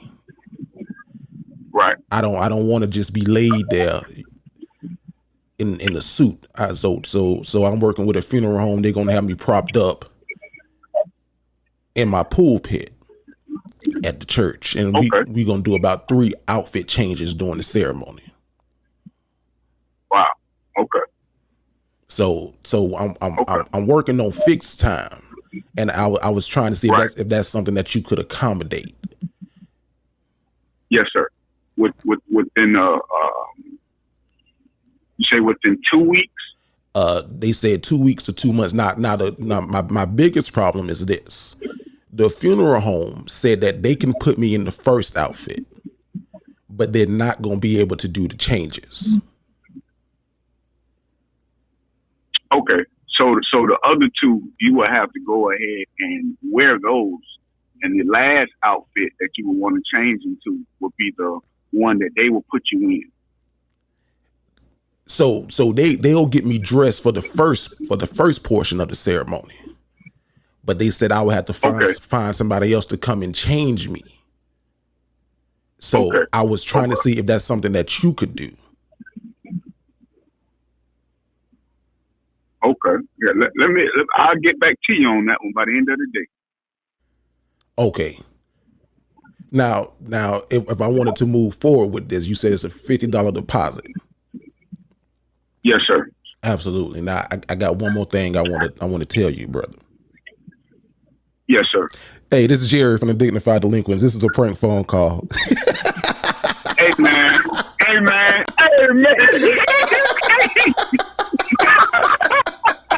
What are you crazy, boy? Hey, boy, you gotta buy 4 suits from me for that, boy. What are you crazy, dog? I was trying to hold it in the whole time. Oh, nigga crazy, man. So I gotta ask you, I got you on the phone. What is the best podcast in the country right now? Man, Dignified Delinquents, man. The best podcast in the country, man. Not the city, the whole world, Craig. They the best podcast in the world, man. Can you style me? The whole world, Craig. He said if you buy 4 you gotta buy 4 suits right now for prank calling. Then I was gonna say 4 suits in his style. You No. The nigga said, I'll get back to you by the end of the day. I mean, he ain't gonna leave He ain't call you back at all. Can you style me for my funeral? Please. I just get so choked up by it. Nessa! If you got a prank phone call, dog, I got one that I'm cooking on. Somebody sent one. So we working through that one. But if you got a prank phone call, send it to me. Go to jtgentertainment.com, click on the Dignified Delinquents, and submit your prank phone call request. And guess what? We gonna do it. Nessa! Yes. What's going on this week, dog? And women want to know. Okay, so my question this week stemmed from Twitter. I seen somebody that I follow say that a woman that he's dating cannot ask him to do the following things that include but are not limited to taking out the trash, mounting TVs, painting, paying rent, helping you move, things like that. So my question women want to know is, what things should a woman that you are dating not ask you to do? Ask it one more time so it's clean. What things should I say women want to know? Yeah. Women want to know, what things should a woman that you are dating not ask you to do? Now you got to come back to me because I did it. Man, I even tapped it to you. You did, and it said sin. This said, what are things a woman should not ask you to do if you are seeing each other? And then I was gonna ask you to elaborate and say, seeing each other mean are we? Like we don't. Girlfriend, we're boyfriend and girlfriend. Yeah, we boyfriend and girlfriend. If that's the case, anything from talking. No, and this guy was like, yeah, even if we're not living in the same house, I'm not doing these housey things. Real bone. Get rid of him. No, well, bro. That's Twitter follower. So anything from the talking stage up to pre-marriage. Yes. Or are there levels to it? It's levels. If we're just talking, y'all dating, ain't even whoop de whoop yet. Yeah. Oh hell, you gonna this is very. I might be with him on some of that list shit. Okay. Yeah. That's crazy because my boo asked to take me school shopping before we did anything, before we even talked on the phone. Okay. Well, get something to eat. Talk on the phone. Yeah. Just talking. That was his game. That was the way or to get met or anything. That was GTD. That's how he got the draws. Well, I would tell you. What I would say. What was on that list? You said mountain TVs. Now this is a big one. I think helping someone move. So when would you help someone move? Nigga, I don't even like helping myself move. So we gotta be together and we gotta be moving in together. Okay. But mountain TVs, I wouldn't do that for nobody. Okay, let's make it some things that are applicable to things that Jerry would do for somebody. If we just talking and I ain't get the panties yet. Maybe you have gotten the panties. Maybe y'all different. Y'all just talking. That's what I'm saying. So that's not your girlfriend. But y'all are seeing each other. Maybe y'all been on some dates. We working towards a relationship. That's different. Okay. So I might be willing to do a little bit more. I might help you move. I'll definitely take your trash out. If I was a mountain TV kind of person, I would. I don't like mountain TVs because that cosmetically you ain't gonna blame me for this damn hole in your wall if some shit go wrong. So I would do a little bit more. Now we were just talking, and I know that me and you were talking pre-sex. No, it's for nothing. What? What? I don't know how to do that shit. What that mean say? I don't know how to do it. Okay. Hey. Wow. What? I had somebody that I was just seeing. A duck. We was not on the way to being together or nothing. He helped my line sister move from one apartment to the other. A duck. You thought he was gonna get some cootie cat. That's what he thought. I mean, we had been. Oh, y'all had already. We had already done that, but he came in from out of town. We were like hanging out for the day, and I was like, "Well, I gotta go help my sister real quick." I thought it was gonna be real quick. That's all. And then I showed up, and it was just the three of us. That's all that was. Plus him. That's all she had to say. Let me know. What? Y'all hung out for the day? Well, for the weekend, like he came for the weekend. Yeah, boom. That's the only reason. So if he wasn't there for the weekend, if you was not there, he wouldn't have been do that shit. Well, right. That's the only reason. In that case, he had to. Yeah, now he got another reason. He drove up to see you, but now like I gotta go help my sister. I'm like, yeah, and it made me look good. I'm helping. I have to at this point.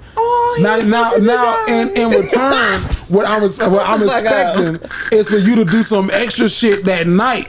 When we get to the room to whoop de whoop, because I done. That depends on the type of guy you is. Because sometimes y'all motherfuckers don't be thinking like that. No. Not as frontal. Right, but it's right. But like guys, we have an agenda. Like every single man has an agenda. When we first meet a woman, we don't meet her and say, "Hey, she's gorgeous. I bet she has a great personality." It's like, nah, look at that booty, look at them titties. I want to see this motherfucker naked. I want to see that thing is hanging on. That's what a guy's first perspective when he see a woman is. So like if we ain't see, don't act like your trash. That's easy. I'll take anybody's trash out. That's easy. Help you move. Can you pay my phone bill? Yeah. What a motherfucker asked me? Can you pay my light bill for me? I'm a little short. I said, well, damn it. Go put my gas in my car. Go put gas. That's easy. That's easy. Because I was talking to one girl. I was working at the car wash. I was talking to her, and I was like, I said, I'll wash your car because you shouldn't be driving around like this. Oh. But now if I had not been working at the car wash, you wouldn't have washed our car. Yeah, probably not. Because I washed hers and mine. It was like I could get. It was free. Fold some clothes. What by myself? Yeah. No. Now we sit here, this is part of our bonding, and I'm doing like, yeah, I'll help you fold some clothes. Yeah. For real? Like, why she run off to do something real quick? No. First of all, I've done that. We just talking though. Yeah. First of all, I'm like, why you leaving me in your house like this? Right. We talking. Fuck your clothes. I'm going through your prescriptions. I'm going through your season to see if you can cook for real. And I fold your clothes.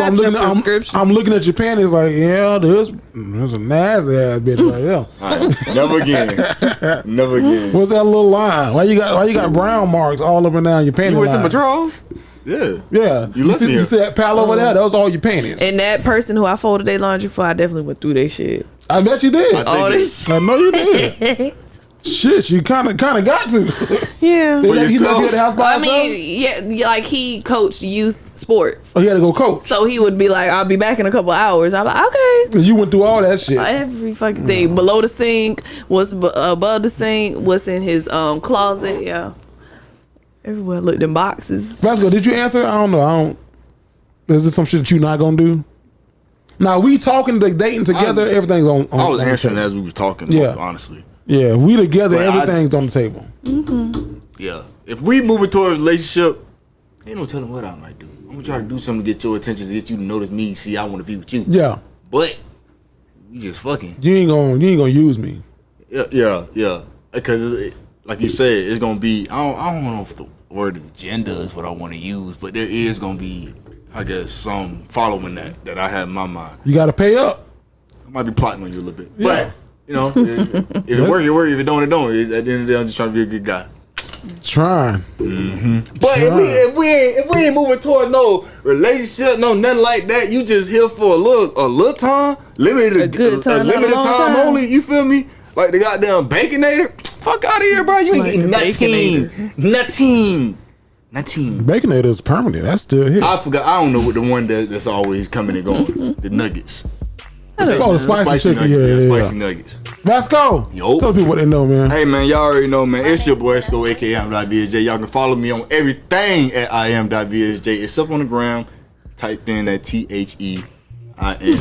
What? Nothing. You missed it, but go ahead. Oh, okay. THE. I am.VSJ. Nessa. Right, yeah. Where can they find you at? Instagram and Twitter Nessa. It's _Nessa Ness. Facebook Nessa Ness. And go ahead and subscribe to us. Them views be doing every YouTube? week. Mm-hmm. What we did this week? 38. Every week, so I gauge it by yes, it's live and through the week. So it's at one point it was it took us the whole week to get to 1,000, and then it's okay, we get to 1.1. And this week I think we had 1.1 or 1.2 before the week mark. Yeah. So I'm like, okay. We love y'all, man. We appreciate y'all. Shit. Thank y'all for rocking with us, man. Charlotte. We be trying to do this damn thing every week. Charlotte, North Carolina, talk to us. Ma, talk to me. Go upstairs and get your grandmother's pearls. If you know that line, you know that line. It's your boy Jerry the Great. You can follow me on all platforms at Jerry the Great. That's Jerry THA Great. Get your tickets to Charlotte. We gonna be in the building April 3rd. The Dignified Leaguers, and guess what? We out.